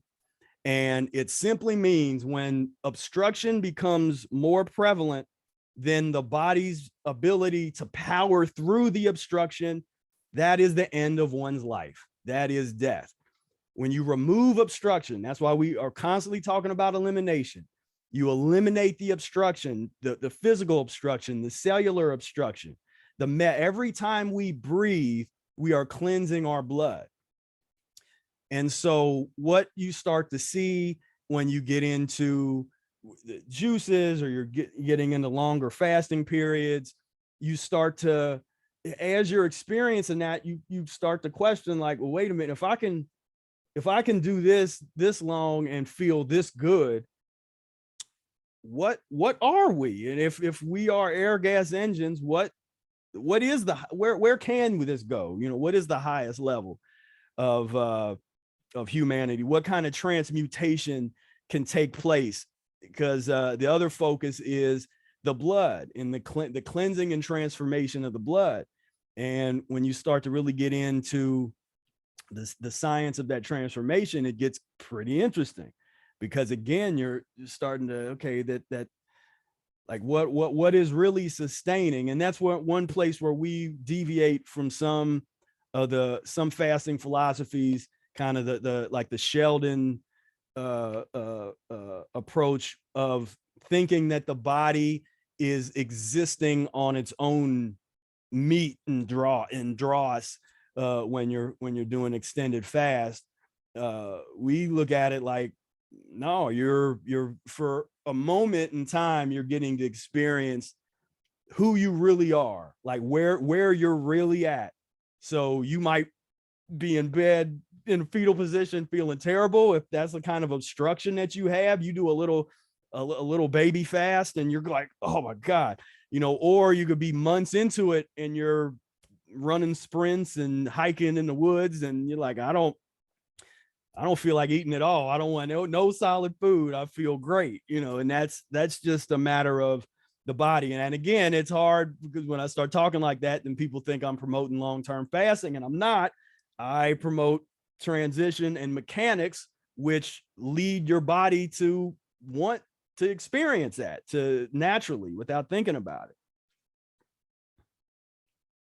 I would also add, if I'm gonna try to tease out differences in approaches, I would say that in my as I've come to understand it, there would be a place for there is a place for long-term fasting. Let's define our terms here. Long-term. When we say long-term, what do we mean? So I don't know, Spira, what would you say? A long-term fast would a 3-week fast, let's say. I was about to say a 6 months juice fast, but okay, 3 weeks. Okay. Oh, sorry. Fast as in water fast, right? Okay, like water fast. Okay, so that's like the 40-day water fast. Yeah. So I would say that there is a place for that. Sometimes when people are in desperate on the brink of death, right? Health calamities up the wazoo. Sometimes we need to be a bit more drastic. So I would agree that, let's just say it's the person with a very encumbered system, encumbered with waste and acids and mucus and whatnot. I would agree that you would not want to put that person on a radical cleansing fruit only diet right away, right? However, there is that thing where sometimes when people are so close to death that they have to make a very temporary, ultra radical transition, ultra radical shift in what they're doing. Otherwise, it's just not going to be good. So that's where you saw like the Joanna Brandt approach, where she would do like the mono grape cleanse only for people that might not have been ready for it, but you do it, you get some healing, some drastic healing, and then slow way back down on the other side of that mono grape cleanse, and then proceed accordingly once you're no longer at death's door. Fasting can have that effect for someone that really, really, really needs it. Yeah, it might have to be just a radical halt. Okay, just stop eating, drink water, relax, and then capitalize on the immense amount of energy that is liberated from a fast to at least bring the body back to some semblance of harmony. And then once that's taken care of, okay, now we can go back to a cleaner diet where we're incrementally getting better and better and making improvements, right? So I think there is a place for a radical change, right? A radical dietary fix for people that really, really can't afford to waste time. So there is something there. There is some magic there that can and does happen, and has happened. But and Eli, I pause you just for a second. You're just because I said I would keep track of time. I think you're about 10 minutes more in general than Shane and Professor Spira. So if I can make it more concise in general. Thanks. Sure. Yeah, no problem. So I would say there might be a place for that, but in general, I would probably be safe and say that no, the transition is going to be the default way that we approach any type of eating and lifestyle reform, for sure. And I would say one thing that's important when you're talking about like exactly what you're talking about, you have somebody certain chronic illness or they are in crisis mode in terms of just physiologically. And by that point, they should already not have any kind of appetite and not want to eat anything just naturally. But in those cases, for me, it's real important to either have studied, and that's one reason I really encourage people to study the mechanics and the art of fasting, the art of transition. Study these things over time, because every time you read through this material, it's like a different book and you pick up new things because you're in a new body. And it was what came to my mind was, so you can get someone that does something like that, but if they do not know how to break the fast properly, then very dangerous. If they don't know how to, transition in or out, or, and that's where if you're working with somebody that knows what they're doing, then obviously that can really help you. But if you're not working with somebody, then you really got to know those principles. Then the other way to think about it in terms of a long-term transitional arc is, you get to a point where, I've seen all different variations of people that'll fast one day a week or a couple days a month or just some kind of, they'll just kind of have some kind of regular schedule because that's what works for them in terms of fasting. But even Eric says you don't have to, it's not like it's a requirement you have to fast like right away. It's like, no, it's an individual situation for each person, but it has to be done the right way so that it's safe and folks aren't breaking their fast with I don't know, avocados or something. I think Casey from Vegetable Police, I think, had a rough time breaking it with raw eggs after 21 day water fast.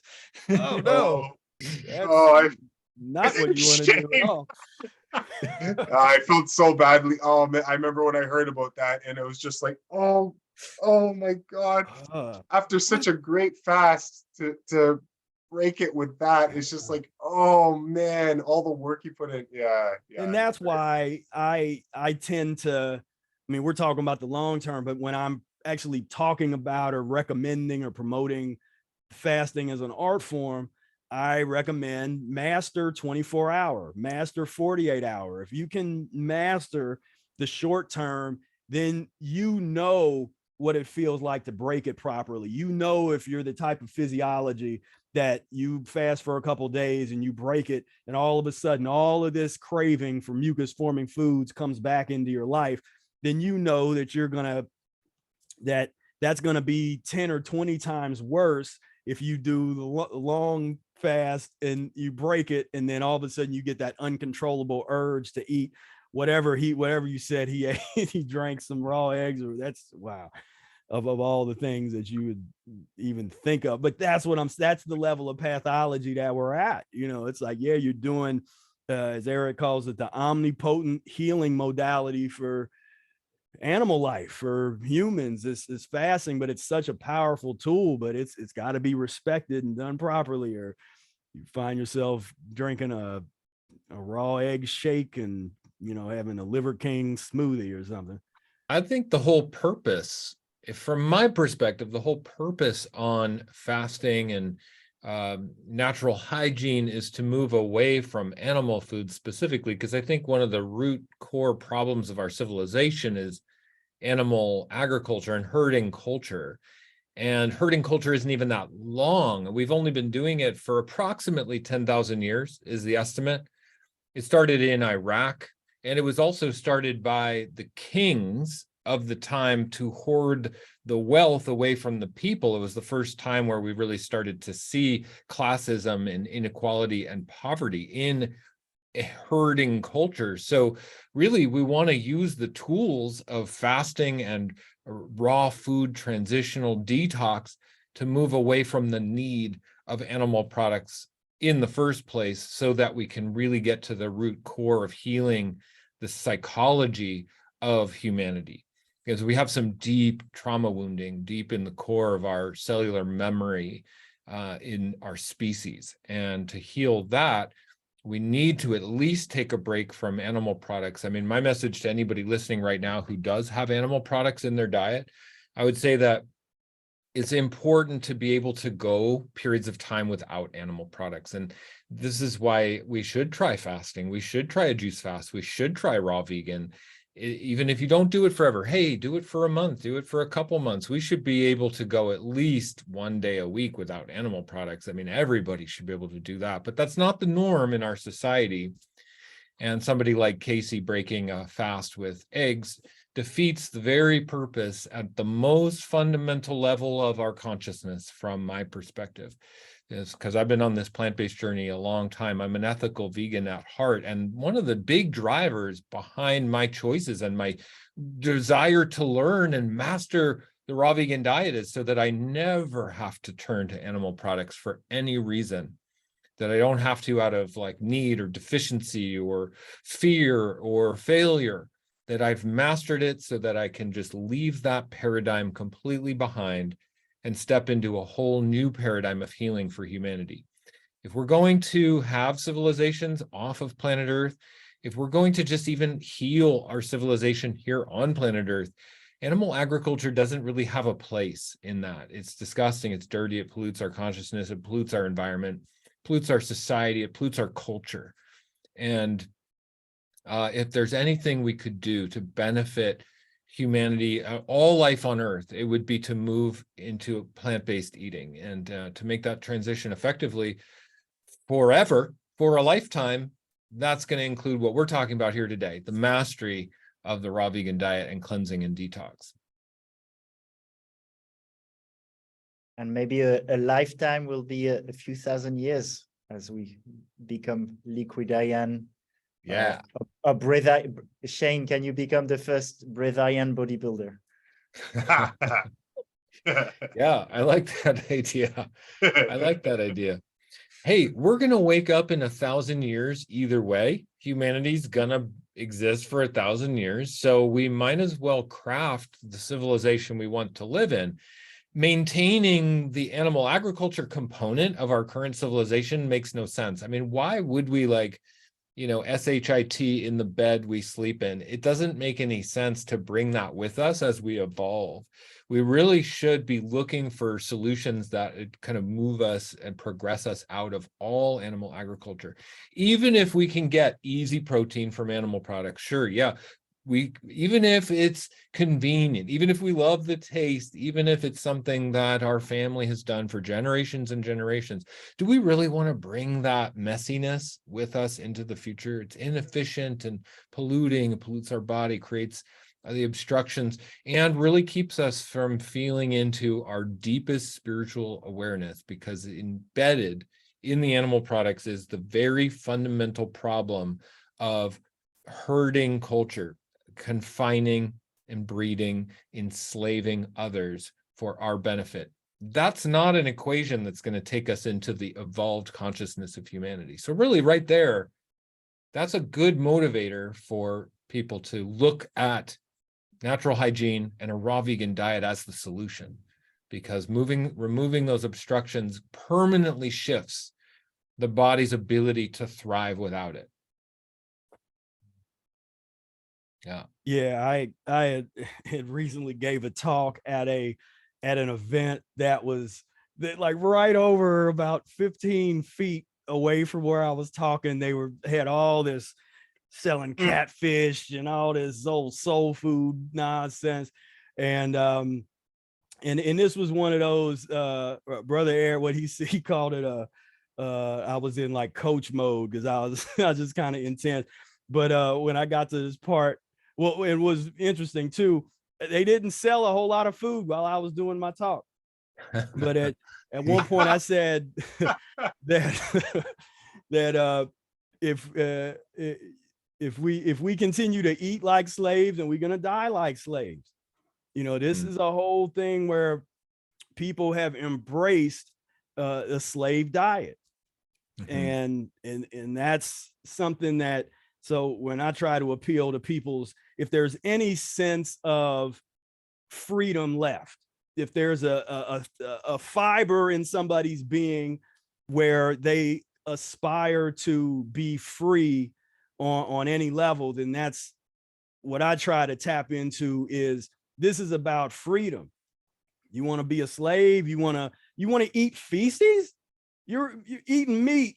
You're eating feces and pus and blood. And you really want to do that? And why don't you eat why would you eat a cow, but you don't eat your dogs and your cats? You know, depending on where you live in the world, you know, there's no logic right there, you know. And but the question is, do you want to be free or not? And I know for somebody like me, I needed to go through the process of cleansing and transition for a period before I developed the empathy to be able to understand how wrong it was to eat that animal flesh. So I initially, that ethical component came later, after I'd cleansed myself for a period of time. And then all of a sudden it just hit me one day, and I used to sit there and just sort of cry for a couple hours, like, what the hell have I been doing? And that realization comes, but that's one of those things that's different for different people. But I have trouble sometimes communicating with the hardcore ethical vegans that don't care at all about health, because it's like they're kind of stuck there. And I'm like, you just had a stroke last week. Like you can't keep, you know, you got to make it's beautiful to not deal with the animal products, but we gotta, physiologically, we got to do a little better than that. If we want to My plea to the hardcore ethical vegans is that if you eat the junk food, you're gonna fail, and then you're gonna be forced to eat animal products eventually again anyway. Yeah. So if you really are an ethical vegan, you pretty much have to be raw vegan, high fruit, 80% or more living foods. So that is actually my journey, going from ethical vegan first as a teenager, learning the benefits of health, going, whoa, benefits of the health are inconceivable here. And then bringing it back to the ethical, that to actually be an ethical vegan, we need to be raw vegan. It's kind of one and the same, because we have to make it sustainable for a lifetime. And that gives the best chance for the proper orientation to the ethics and the health at the same time. And it is intertwined. I think a lot of people come into veganism for different reasons. And for me, ethical was the thing that kicked it off as a teenager. I'd be curious what Eli and Alex, do you want to chime in on that? Did you enter through health or ethics? And just to be conscious of it, we've been going for 2 hours. I'm happy to keep going for quite a bit, but I just want to put that in the picture. If you guys are happy to do another like 20 minutes or so, that'd be amazing. Well, yeah, I'm happy to end at any time, but I really do love the topic of entering veganism through health or ethics. Yeah, cool. That's cool. No, I'll chime in on that. For me, I did enter through it was health primarily at first, right? So for me, it was like, okay, I discovered, and it didn't take me very long to recognize what was wrong with what I was doing, like health wise. Like, oh, this is really a pathological diet that I've cultivated in my life. So I'm gonna stop it, and so that's what I did. And with me, it was cold turkey. With meat eating, I was just so inspired and disgusted with how I'd been treating my body that I couldn't wait. It was like a light switch when it came to getting rid of meat. The rest of the transitions, you know, that was a little bit longer, but with meat eating, I dropped that cold turkey and never looked back. And I'll be honest, it was pretty easy. But it was a health-oriented decision on my end at first. And what's really powerful about this that we're doing right here, this raw vegan approach, the raw plant-based approach, is that by default, right, when you make that transition, it aligns you with the proper morality, just by default. And the longer you stay on it, the longer you stick with it, the more it, let's just say you had no ethical vegan fiber in your being, and you stuck to a raw vegan diet for purely health reasons. The thing is, the longer you do it, the more it becomes very, very obvious how repugnant the meat eating lifestyle, and I don't want to make people who are eating meat products right now, I don't mean to be insulting or whatnot. That's not my intention. I do. You know, it's I mean, yes, like I don't want to be insulting, but at the same time, like it's hello, it's the 21st century. Like, you know, we need to wake up like fast here. We've had long enough where we've destroyed our environments, destroyed the animals that we needlessly, you know, satisfied our adulterated palates. I mean, how long is it going to take us to wake up from this? So, you know, we do have to be, you know, put the foot down and just like be hard about it sometimes. But yeah, it is a repugnant habit that we've carried from deep in our past, and it's not necessary anymore. So we need to recognize that, and doing what we're doing, it aligns you with the morality by default. And I think that's just something that's so powerful, and that well, that's why we're here. We're here to inspire people to make this choice, because it will ignite your life in ways that you can't possibly imagine. Nice. You know? Mhm. Alex, come on, you ethics or health? I started with ethics. I just read a book called Sapiens by Yuval Noah Harari about 5 years ago, and he's vegan. He talked about like where it doesn't make, and it really made sense to me. Watched a few documentaries, and then as I was going, I got more into health. Then, I mean, I was already into health in general, but I became mainly vegan, more for the ethics, for the animals, and then trying to make it work, I became for health. And right now I'm, you know, through reading Mucusless diet and many things, I'm pretty aligned with the fact that it's the best for my health anyway. And so I'm happy about it. But yeah, going more towards raw vegan, and the first years I was more into the tempeh and the rice, and I've obviously let go of most of that. Yeah. So I'm still like here I live in Ubud, in a place where you have a lot of vegans, a lot of ex-vegans, and also a lot of people who would do things like eating raw organ meats and would think it's good for their health, right? They would they wouldn't do it because they're standard Western diet and not think about it. So I know it's in my field also, people who recommend different things, and I like to keep listening to things that are more aligned. I also think to me it's a balance of the laws of nature and the direction we're going towards. I think already from where we are, I feel like a frugivore. I'm instinctively drawn to fruits, not to flesh, and I feel like I'm more like a monkey than I'm like a lion in many ways. And so I feel we're already there. And I think we're also at a time of planetary ascension where there is the laws of nature that bind us. And there is also the trajectory we give through the power of our consciousness. And that's why I'm also interested in things like, so first mastering the physical plane, and then even the potentially of moving the trajectory towards more ascension and towards manifesting what we want. So I'm interested in what's the great direct for me, and I'm also interested in what do I want and how do I manifest that. And what I want is also not to be killing, not to be creating suffering, not for animals, not for myself either. That's why I don't want to be a vegan that is suffering, because that is not self-loving, right? It's creating suffering for myself. but also, yeah, getting into a trajectory where we can be fully thriving health-wise while being in integrity with our environment.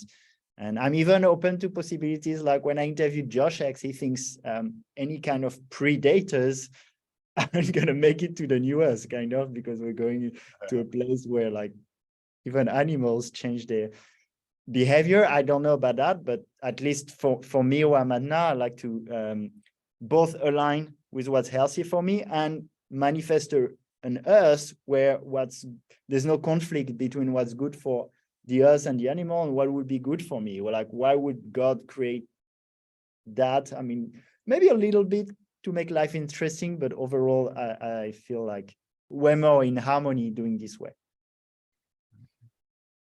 Well, I think, Nice. Yeah, I'm in alignment with that too. Come on.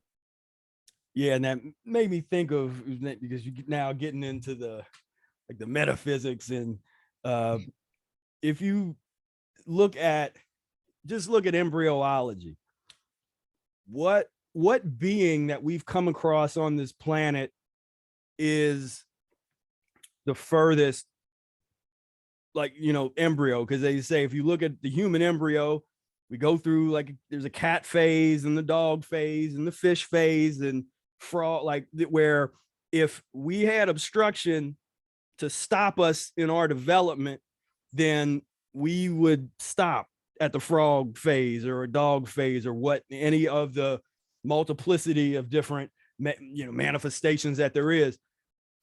But not coincidentally, the end of that embryological process, as far as we can have been able to find, is a fully formed human being. So when they say that the human is the crown of creation, all other, we call them animals, are within us. And when we start looking at the animals as undeveloped humans, as opposed to however we look at them, underdeveloped humans, if we ate ourselves down into that state with accumulating enough obstruction into our system over generation and generation, then we would create the embryological environment for us to be at a dog stage or a cat stage or whatever. And you start looking at these animals and you start to see the way that they're eliminated, the way and how Mother Nature has forced them into a certain circumstance to eliminate the way they do. But I believe that if humans, we got ourselves together and we weren't in such a misalignment, then the animals are going to transition back to what they were supposed to be doing in the first place, which would be logically be vegetables for a lot of them. And not, because that, it's like with the human getting out of alignment, that screwed everything up. So all these different animals, they degenerated just like we did and we are. But as we start to put ourselves back together and we start to assume the position that we're supposed to be in, then these animals are going to transition. They're going to follow. They'll literally will follow. And there's some people, and there are people that know you can transition animals if you have a pet or something. And I know a bunch of people that have transitioned their pets off of meat and that kind of stuff. But I'm saying that it'll happen naturally, not overnight. This is when we're talking some years here, but I think when humans get themselves together, then that's going to open up the space for other species to evolve and rise up. Yeah, I'm in alignment with that thinking as well. I don't know how that's going to happen in our evolution, if that's new Earth consciousness, 5D consciousness or whatnot. But I do, in my bones, in my gut, in my DNA, I feel like humans are leading that evolutionary leap for this planet, including all of the animals. All the more reason why it's up to us to lead the way, to show the way, and be as ethical as possible and create a win-win for all life on Earth. So it's a win for them, it's a win for us, and even a win for the planet. then we're talking. Then we're in the ballpark of where we need to go. And, and of course it falls on humans' shoulders to do that, because hey, great, it's that famous Spider-Man quote, great power, great responsibility, right? We're the most consciously evolved life form here on the planet, as far as we know. And that isn't free. Nature didn't gift us that so that we can have no responsibilities. No, because we're the most gifted consciously, we have the most responsibility to everyone else, to all our other brothers and sisters and cousins in the animal kingdom. We have far more responsibility to them than they do to us, right? So of course it has to be us to ignite this change, right? Yeah. And we need to recognize that as an obligation of being a human being on this planet. We need to be good stewards, right, to the planet as human beings, right? So yeah, it's us. It's us. So you got to find it in yourself to take that step, right? Take the initial steps that are necessary to bring us to that place where we are growing and developing our consciousness, and growing and developing and igniting our conscious evolution, because that's our obligation. That's our job, right? So you got to know that that's the case. Yeah, I'm grateful for all of you brothers who are here on this same journey with me. Thank you for doing this with me. So we're all in this together. I'm very appreciative. God bless, my man. Yeah, no, this is fantastic. I'm really honored to share this space with all of you guys. So thank you. Yeah, thank you so much. Yes, very grateful. Alex, what are you thinking? Alex, your audio is compromised.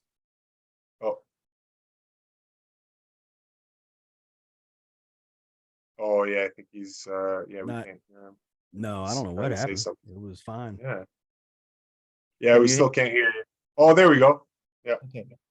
Yeah, that's so interesting. And I remember seeing a post from I don't know if you know Awaken with GP. He's like a comedian, and it was about eating meat. I was like, yeah, we're the alpha predator, but for me, I'm waiting for the vision of no, we're meant to be stewards. That's yeah. Yeah. And also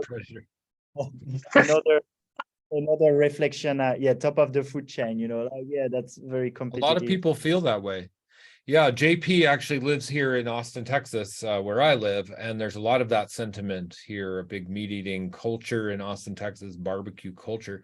So I love being right in the thick of it here, being a voice for the new consciousness of stewardship in the midst of all of this going on in Austin. So it's good. This is a good backdrop for me to project my message from.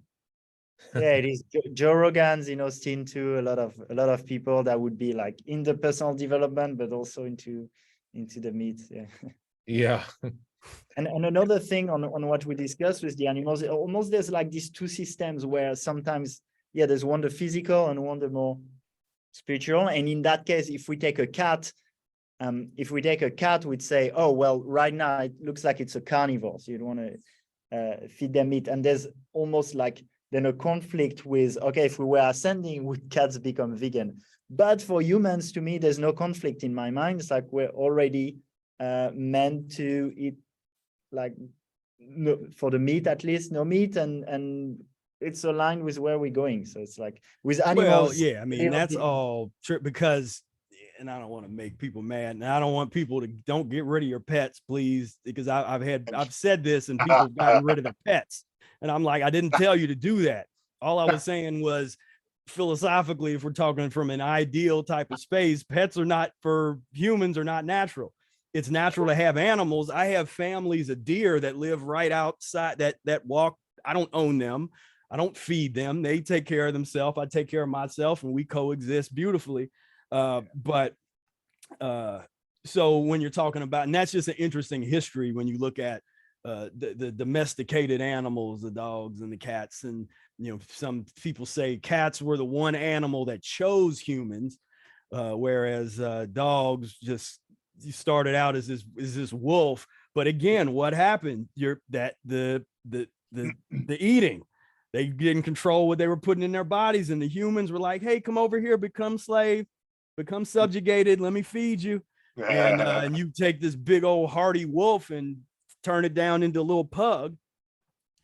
You know, there's something that's weird about that. But again, that's just the level of consciousness that we're at.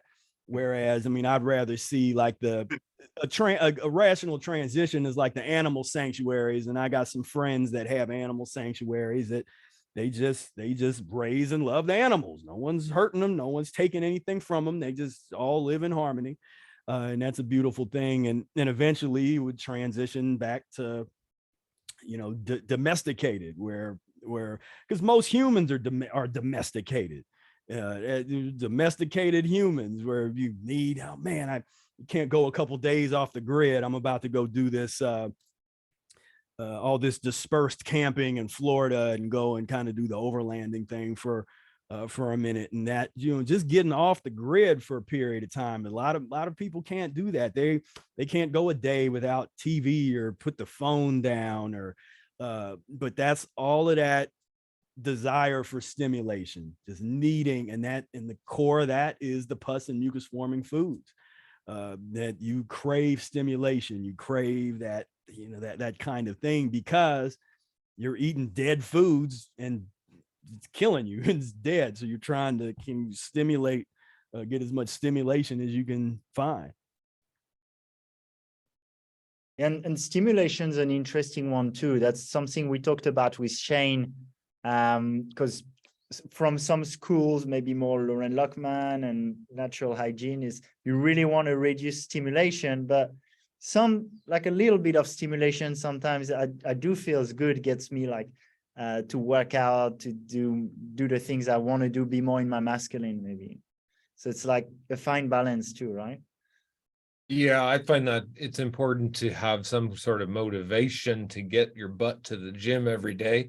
So there might be a little room for stimulation in there, but definitely mild stimulation, like a cow, is what I use, because it dilates the blood vessels, helps bring nutrients to the muscles, helps bring energy and carbohydrate to the muscle. Theobromine is actually beneficial for working out. And so there's a little room for that. Being too sedative doesn't necessarily work into our current environment and what we have to do, because I look at the work I'm doing as highly needed. I have a lot of work to do, a lot to accomplish, and I have to be an example of that. So for me to be too passive doesn't really fit into my vision and the work and my mission on this planet. But for other people, it might, you know, and therefore the debate of whether we use stimulants or not is really a personal choice, I believe.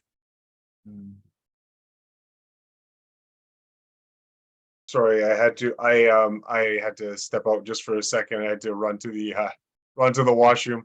Probably all the tomatoes from earlier today. But it was had you asked a question about using stimulants? I only caught the last. Yeah, I mean the concept of stimulant. And we should probably define it, because, you know, I tend to, we look at the concept of stimulation and stimulant really in anything that alters the chemistry. So when you're eating almost anything, there's a level of stimulation involved. What I find is, as you get cleaner and cleaner, the longer that you're on the path, you are stimulated by things that do not harm you.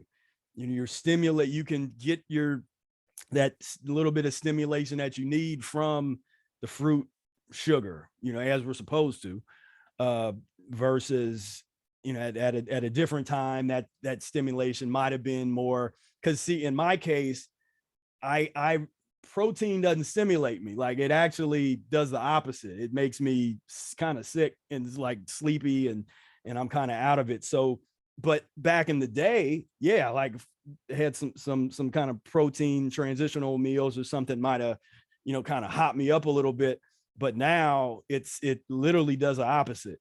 And so I get more, you know, stimulation just from my fruit juice or from some mangoes, or, you know, anything like that. Because even the vegetables don't stick, you know, like when it's vegetable meal time, that's at the end of the day. I'm not gonna do I'm done with my day at that point. I'm not doing anything. But the fruit for me is like that's what I use for my stimulation, pretty much, is the fruit. But when you get into looking at food from that perspective, you can see there's like this high octane stimulants, the ones that are the most dangerous and degenerative to the body. That's the dead animal fleshes and the cheeses and the milk products and all that kind of stuff.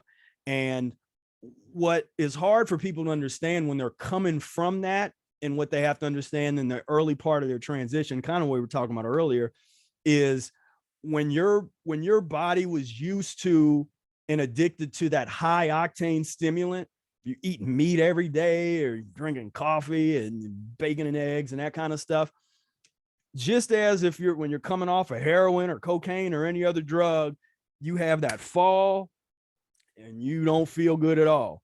And that's where a lot of people get stuck, because if they don't understand that you got to go through kicking the habit, like you got to go through that, we say the detox period. Literally, we're getting rid of that toxic waste out of the body, and you're not going to feel great during that period. But once you get through that, now your body is starting to operate on a more refined level. And so stuff like the fruits and the vegetables and the stuff that we're supposed to be eating, it gives us what we need, as far as the stimulation, the motivation. And like I say, because I also like to try to communicate with the young brothers and sisters, like the young people, where it's like this path is not about being soft and passive, not the way we do it. This ain't about just like, oh, I'm getting like, no, we're up here. And I'm just as strong as I was when I was eating all the flesh and the dairy. I'm really stronger. It's all those myths, and those myths have been put into place strategically for generations by the meat and the dairy industry, and that have an incentive to keep you addicted to their poisons, keep you sick. And I like to do stuff like on my channel where I'll analyze old commercials where they get into like a lot of these protein theories and vitamin theories, and the way that they've used these nutritional theories to support, and essentially what's the fundamental thing of marketing in sales is to make people think that they need your product. So nobody on earth did that better than the meat industry and the dairy industry. Beef, it's once for dinner. Milk, it does a body good. All of the most evil propaganda on the planet that's killed more people than any atomic bomb ever could. But that has made itself prominent in the psyche, where people think like that. It's not common to think, well, if I eat too much of something, will that make me sick? People were in this additive mindset where it's like, if I don't get enough of something, I'm going to be sick. And you got people that are obese and already sick, but they're worried. And I've had people in my family, they'll be worried that, well, are you getting enough? Are you getting enough of, like, I'm fine, but you're getting too much of something, you know what I mean? But that's where the paradigm shift that we're trying to introduce, to go from that additive kind of mindset to a mindset of elimination. Like, what don't I need? I mean, that's my question. What don't I need? And in experimenting with and eliminating whatever's unnecessary. Yeah, and all that junk that we're talking about, all the adulterated food-like substances that we are told that we should be eating, that stuff, like you were saying earlier, highly stimulating, addictive. And so we spoke earlier about the hardcore ethical vegans who have no care at all about health or wellness and whatnot. It's just the ethical vegans. This is one of the problems, is because all that stimulation from the old diet, all they do is they export those same stimulated, that same adulterated palate. They've just taken it and migrated it over to a different variety of ultra stimulating, ultra concentrated, ultra addictive foods. And you're not healing anything. Like your mind hasn't healed at all. Like you're still after this stimulating diet. And now the argument against that, and I won't be long, I'll a second here. The argument against that from that crowd would just be, well, we don't care. We're just, we're here for the animals. Where the people here in this group would say, or what we would say in response is, yeah, but you should be. I mean, you should be. Like we should be in a position where if we're taking that step to make a stance ethically, right, we should, by all means, have the same type of passionate respect for our own health as and care as we do for our animal brothers and sisters. So it's a step that we really should be considering, right? We want to trash our own bodies, and be kind to animals. I mean, it's a strange thing. I think we should be as benevolent to our surroundings, to the animals, as we are to ourselves. And so, and I know I would get flack for that for sure. It might not have come out as eloquently as it should, but anyway, yeah. I mean, if we're gonna be doing the hero's journey, we might as well just do it full bore, go all the way, and that way we can inspire more people around us, and we do better by ourselves and for the planet as well. Yeah. Oreo cookies are not okay, vegans. Yeah. It's always on the list of here's all these foods that you go, Fritos and Oreo cookies, they're vegan, and here's the vegan menu at Taco Hell, and it's like that whole thing. No, we gotta do better than that. Yeah, exactly. Yeah, honestly, when it comes down to it, just like you said, we got to be better than that. Come on. Yeah, and ethical vegan, to me, there's also the environmental side, right? And like if you process and eat stuff in plastic, it's not as ideal either. Yeah. So usually it aligns, like when you think the healthiest is the local fruit, then it's perfect. Environment, yes. Animals, health. Ticks all the boxes. Yeah. And it gives purpose then to go to the gym, to like, it's like, okay, I'm going to show people something. I know, Shane, that's something you're really into also, to like be a man with a purpose. And I find that because we need to prove that to the world, makes it even a motivation even more to treat our body well, because we're like a billboard for the being a vegan and healthy. Absolutely. Nobody's going to be inspired by an obese vegan or an underweight vegan. We are the walking billboard, so we do have to treat ourselves with the highest level of respect and build an impressive result. Ultimately, if we want to inspire people, we have to live an inspiring life. We have to be inspiring ourselves. That's the bottom line. Oh, there's one thing I think there's one thing I think that could be valuable, even it's like putting a label, but that's the game of being on YouTube. And when people look at health people, they there's what you say, and then they look at you, and Eli asked you about being bald, for example, and these kind of things, because that's what people do. They also look at how people look like, and they judge based on that, whether we like it or not. So I think it's interesting to put into the picture how old you guys are also, just so for people to know, if you want to. I know, Shane, you're 50 years young. Sorry, how young you guys are. So Shane, you're 50 years young, and it's definitely one of the billboard attribute for you to be like, well, look. Yeah. I'm 39. I'm 39. Nice. I'm 40. Okay. Yeah, so we're all like much in the same general age bracket. Yeah. That's interesting. Yeah, it's interesting. I'm 32, by the way. And you're 32. Yeah. That's around when I started In fact, and it's I don't want to get into it, but 32, 33, that very, very interesting and very significant natural number, occult number, very revered number. So, 32 degrees Celsius is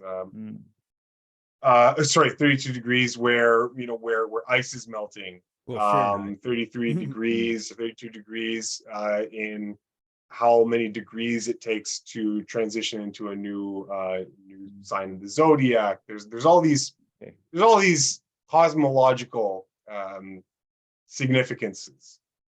Did I say that right? No. There's cosmological significance to the number 33 or 32, depending on what school you're coming from. The age that Jesus died, right? And there's all this kind of stuff around 32. So anyway, the point is, I'm not going to get into it, but that's around the time when I made this transition into my life, and then later I realized, holy crap, that's something, that it happened around that time in my life. So I thought that was an interesting bit of coincidence, let's just say. Yeah, it is. And thanks, Eli. And okay, let's start wrapping it up. I guess it's been a while. Shane, you have a little bit of a deficit in the in the talking. So would you like we can do start closing, and we can start with you if there's something else you want to add from the conversation. I think it's really important that we have accountability on our journey. It's not something that we can do alone or should do alone. No great success story is done alone. Connection is currency, especially as we move into the new information age, into 5D consciousness. We really need to connect with others. And in the information age where we have access to global communications, instantly communicating with people from around the world, it's even more important that we seek proper accountability and community. This is why at the core of what I support people with and teach people is to be part of a community of people who are like-minded, doing the same thing. That's my group coaching program, Raw Vegan Heroes, and we have 2,000 members in the group, and it's absolutely phenomenal. It's bigger than me. I started it, but it is a movement, and it's like a core foundational movement of this new earth consciousness. The people who are coming to this community are looking for a better way, a new way, and they're all there with intention. They pay to be there. They have skin in the game. They're invested. They want something out of it. This is not passive. This is why seeking an intentional community, seeking coaching, seeking mentorship is invaluable. If there was one thing that we needed to invest in this current modern world, in our equation of improving ourselves, it's ourselves. We need to invest in ourselves. We need to invest in the support, the accountability, the mentorship, the guidance, the disciplines, the programs, the meal plans, whatever it is. We need to invest. That means putting money in. And when we put money in, we are more committed to get the results out. This is why I'm a coach. This is why I'm dedicated to helping people with this process, because the biggest strides I have made in my life have been the direct result of seeking mentorship with other people. And it shows us that the nature of human consciousness is to not do this alone. A lot of people, especially in the vegan space and the raw vegan space, think that doing it alone is better, that we're supposed to do it alone. And these are people who struggle with poor mindset.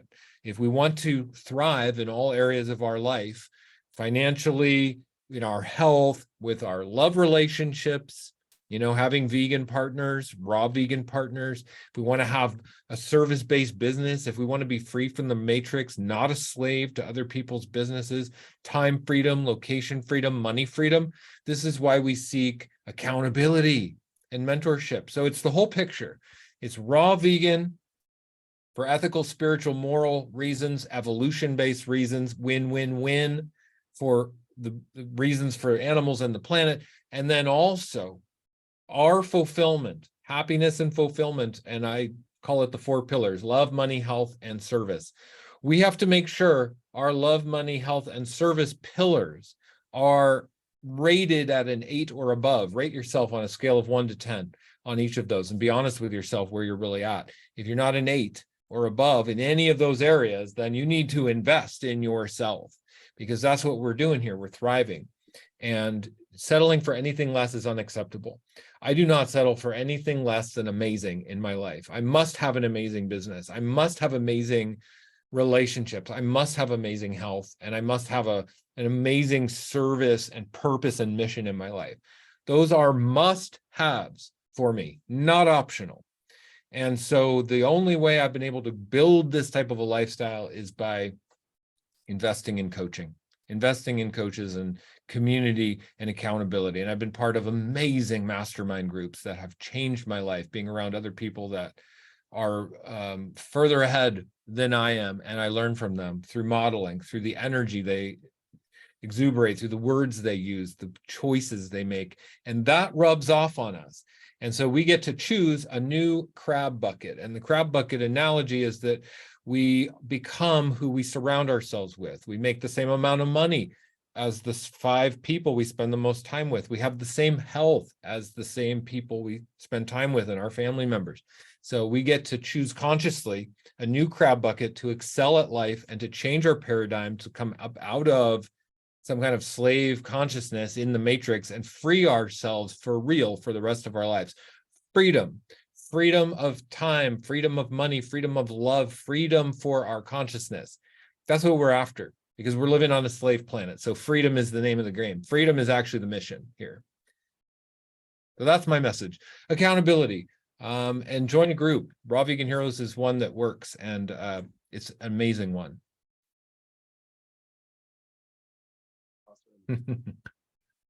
Thank you so much, Shane. Who next wants to take a couple of minutes to share? I guess, okay, sure. I'll go next. And you know, so much good stuff has been said, and I think I'll just keep it quick. I've probably said it before on some other interview. I know I've mentioned it on other channels, excuse me, on other videos mine before, but this is an important one, so I'll say it here. Anytime you eliminate a need from your life, you gain power, right? Anytime you eliminate a need, the result on the other side of that is that you gain power every single time. And what we've done here, what I've done in my life, what Shane's done, what Professor Spira has done, all of it, Alex has done this. What we are doing is we are severing our need from the adulterated habits and superstitions of culture. That's what's happened. And so when we do that, the more of these needs that we can sever from things that do not represent or maintain our best interests, then we gain more power and the quality of our lives is uplifted. All right. So when since Spira was saying this earlier, you know, when the price of McNuggets, of vegan McNuggets goes up, you know, you think we're here complaining like, oh God, the price of vegan chicken McNugget. No, we didn't need that stuff to begin with. You might as well have told us the price of duck feces has gone up. You're like, well, who cares? I don't have any need for that, right? So you sever this need and you gain power, you gain freedom. Right? I wish I could communicate how freeing it is just to have a body that works efficiently and cleanly enough that you at times just don't need anything, don't need squat, and you feel fantastic and can operate in every single capacity, right? And no one would know that you're operating on fractions of what they would imagine is necessary, and all of the wonderful things that come with that, right? That are concomitant with that in life. So that's it. That's my thought that I'd like to leave people with. Just remember that is anytime you sever a need in any sphere, in any way, then you gain power for yourself, for your character. and I'd love for people to experience that systematically.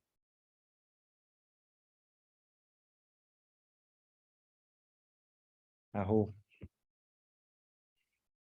So, so yeah, now, as Eli said, a lot of great things being said here, and then and just the vibration, high vibration, opening yourself up and cleansing yourself to a point where you can appreciate things that vibrate at a higher frequency. And when I got into this lifestyle, it was as an aspiring musician and artist. I'm a jazz trombonist, and I was at the College Conservatory of Music, a music conservatory, when I met my friend, Brother Air, aka Willie Smart, who introduced me to the Mucusless diet. And he had said something that it really changed my life, because it was so simple, but it just was like created that aha moment. And he said, you're putting all these hours into practicing an instrument, where back then I'd practice and study music for 9-10 hours a day. He said, you're investing all this time and energy into trying to master this instrument, yet you don't put any time into the real instrument, which is the body. So what would happen if you focus on this instrument, mastering, cleaning up this instrument? How's that going to affect, in my case, playing music or making art? How would that affect if you're a business owner, having the mental clarity and the energy to do amazing things with your business? How would it change and give you the energy to really raise your children, to really be there for them? You're not just all out of it. You're able to really be present with them and be there for a long time. You're not being stimulated by the meat and the dairy. You're being stimulated by the fruit and the air, and that's going to give you the longevity. Like Brother Air says, he'd rather, instead of trying to leave millions and millions of dollars to his family, he'd rather be here for them, and that longevity. And so I encourage people to piggyback, as I agree with what Shane was saying. The community, that's something that I've tried to do in building. We focus on the mucus-free paradigm, so the mucus-free community, which includes everybody from fruitarians and raw foodists and vegans, and transitioning people and all that kind of stuff. But with the focus on removing, if the foundation, if, as Eric says, the foundation of human illness is pus and mucus forming foods, then what happens when we start to remove and permanently get off of the pus and mucus forming foods, and we get into the cleansing, and you get to the perpetual cleansing. The body is a perpetual motion air gas engine, and we get clean enough, then we're operating right now. Not one of us ate anything while we were sitting here. We've been breathing this whole time, but we didn't eat anything. We might have had a sip of water or something like that. But we were able to go this length of time without eating, but we've been cleansing this whole time because we've been breathing, and our guts aren't filled up with a bunch of this stuff.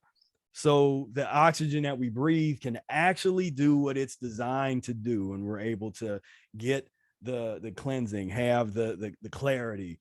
Like I said, I haven't, we haven't eaten anything today or past couple of days, but this is normal for us, or many of us that's on this path. It's not, and we're not telling you again to do that, but study the process. So what I would piggyback off of, get into the community, the mentorship. I was blessed to be in an environment where there were families of people that were practicing this way of life, and I was able to go and hang out, and I was just like a fly on the wall, studying, asking questions, and really immersing myself. I'm a big proponent of full and total immersion into whatever it is you're trying to do. And if you're trying to live a long life, pain-free, disease-free, and be on the right side of history and the transformation of humanity, then you want to be into your physiology, cleaning up your blood,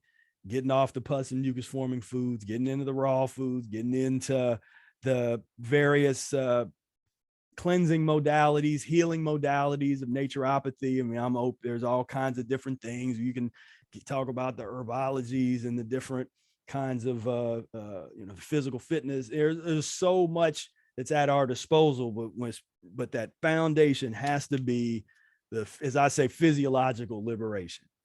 Physiological liberation to me is the key to being free on a slave planet.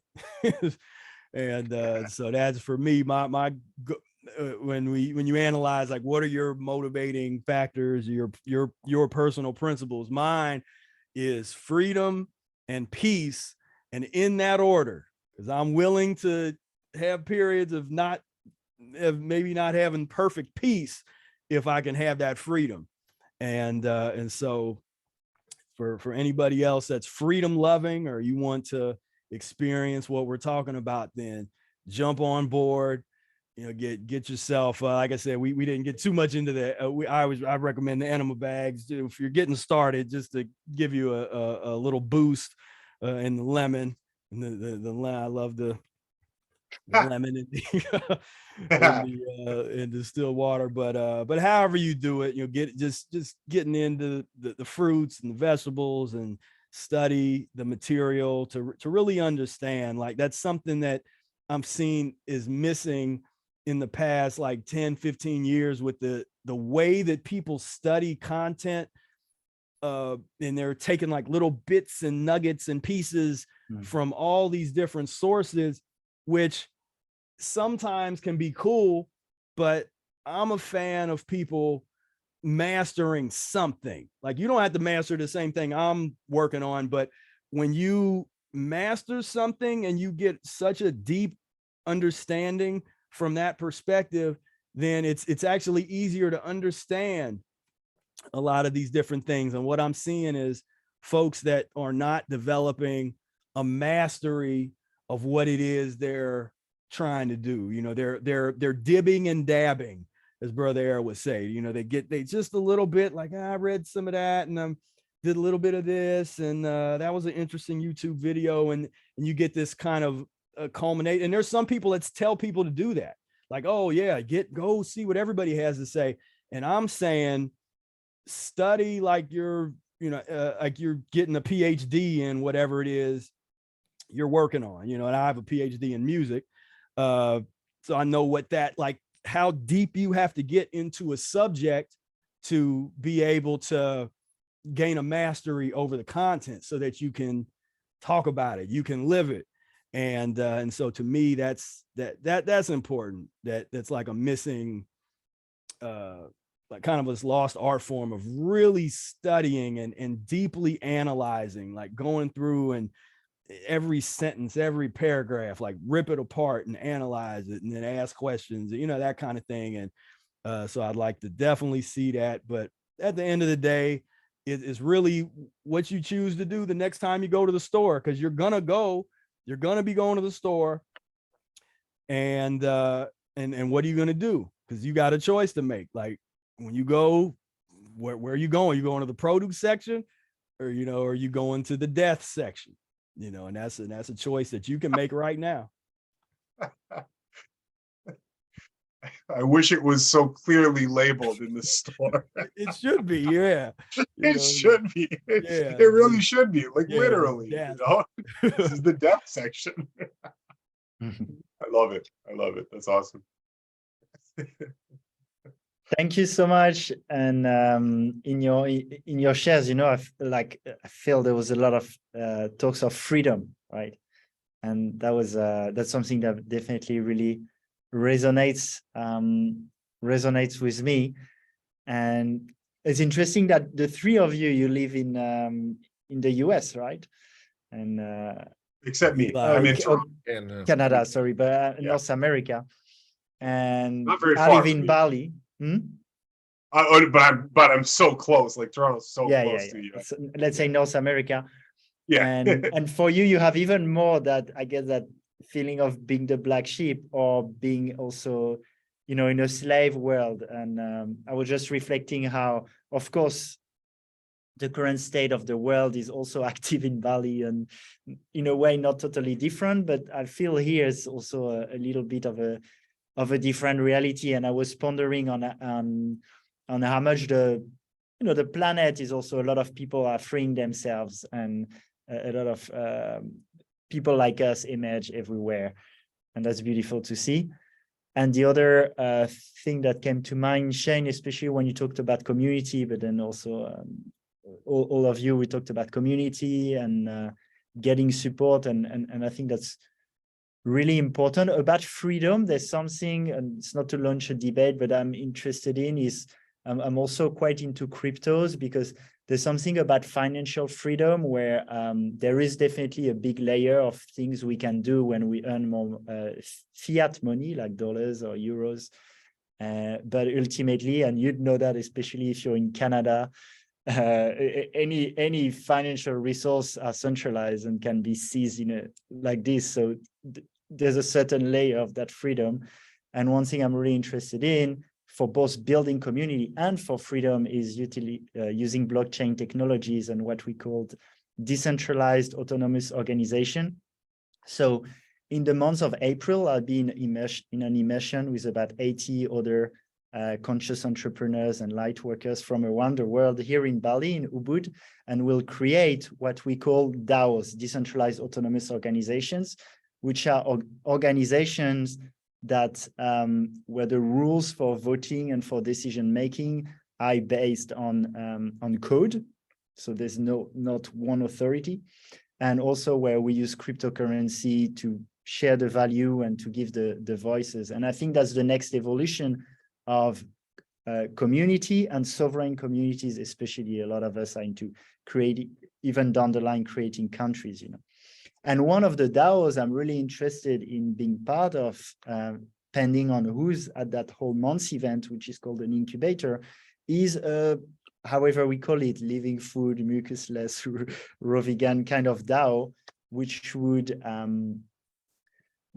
allow each of us, people like us who have communities, to stay sovereign with our own communities. So there could be the mucusless and the raw vegan rising and free melon, but at the same time go into deeper levels of collaboration and deeper, because I feel like what you guys are doing is amazing, and what I'm calling in is even more, and that's why I do these interviews too, is even more cohesion, is even more collaborations between people who are super aligned, like all of us. And I think consciousness helps that for sure, but also some technologies also help that. So, and I talk about it because I've invited the listeners to join to this event in April. It's a paid event, right? So people need to pay to join, but I can share more details to people interested.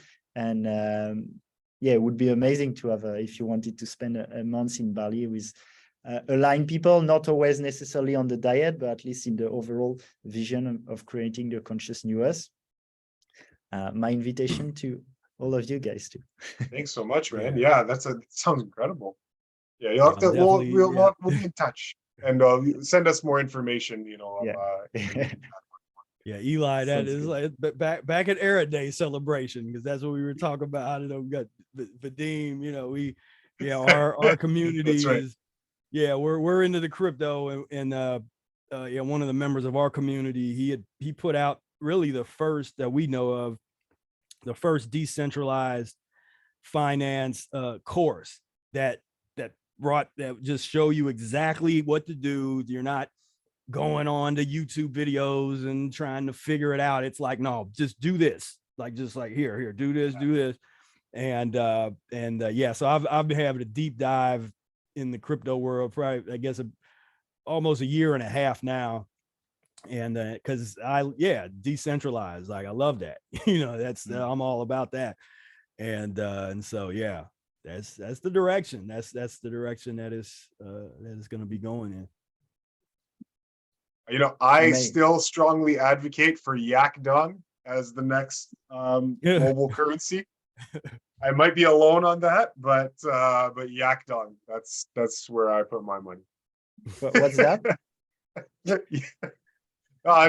Feces, just Okay. animal feces. That's the world currency that I had. I'm kidding. But yeah, thank you so much, guys, and also inviting the listeners to join all of your amazing communities, guys. And I'll put the links. The links are in the description. Of course, to like this video, to share with your friend, to subscribe to the Lightleaders channel. That's gonna be also turned into a decentralized podcast with different hosts that organize via DAO. So that'll be exciting. And listeners also, if you want more information about the event in April, join us. And anyway, well, after this is created, I'm sure soon, whether it's in Bali, we'll have like a living food festival where you guys can be like guest speakers and invite your communities. I think we can do that. And the other thing is I have a Telegram group for the Lightleaders where people can ask questions and comment. And but I'd love to invite also you guys to join that Telegram group. That could be it's done into topics, and if you want to tune in there every now and then to answer questions, and people can ask questions also before I get a guest, so people who listen can join that too. Yeah, so much gratitude to you guys.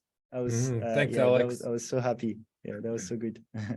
And if you have like a last little, like just one sentence, and for me it would be just, yeah, thank you for the inspiration, and let's keep towards freedom. Drink water. Eat watermelon. That's my final 2 cents. Eat watermelon. Mine is Hey. be miraculous, be inspiring, live a miraculous life. Claim it. Yes. Mine is simply peace, love, and breath. Aho. Love it. Thank you, Love it. guys. And Thank you so much. Thank you for your time. Thank you for the time of everyone who took the time to listen to this. Much love. Much love.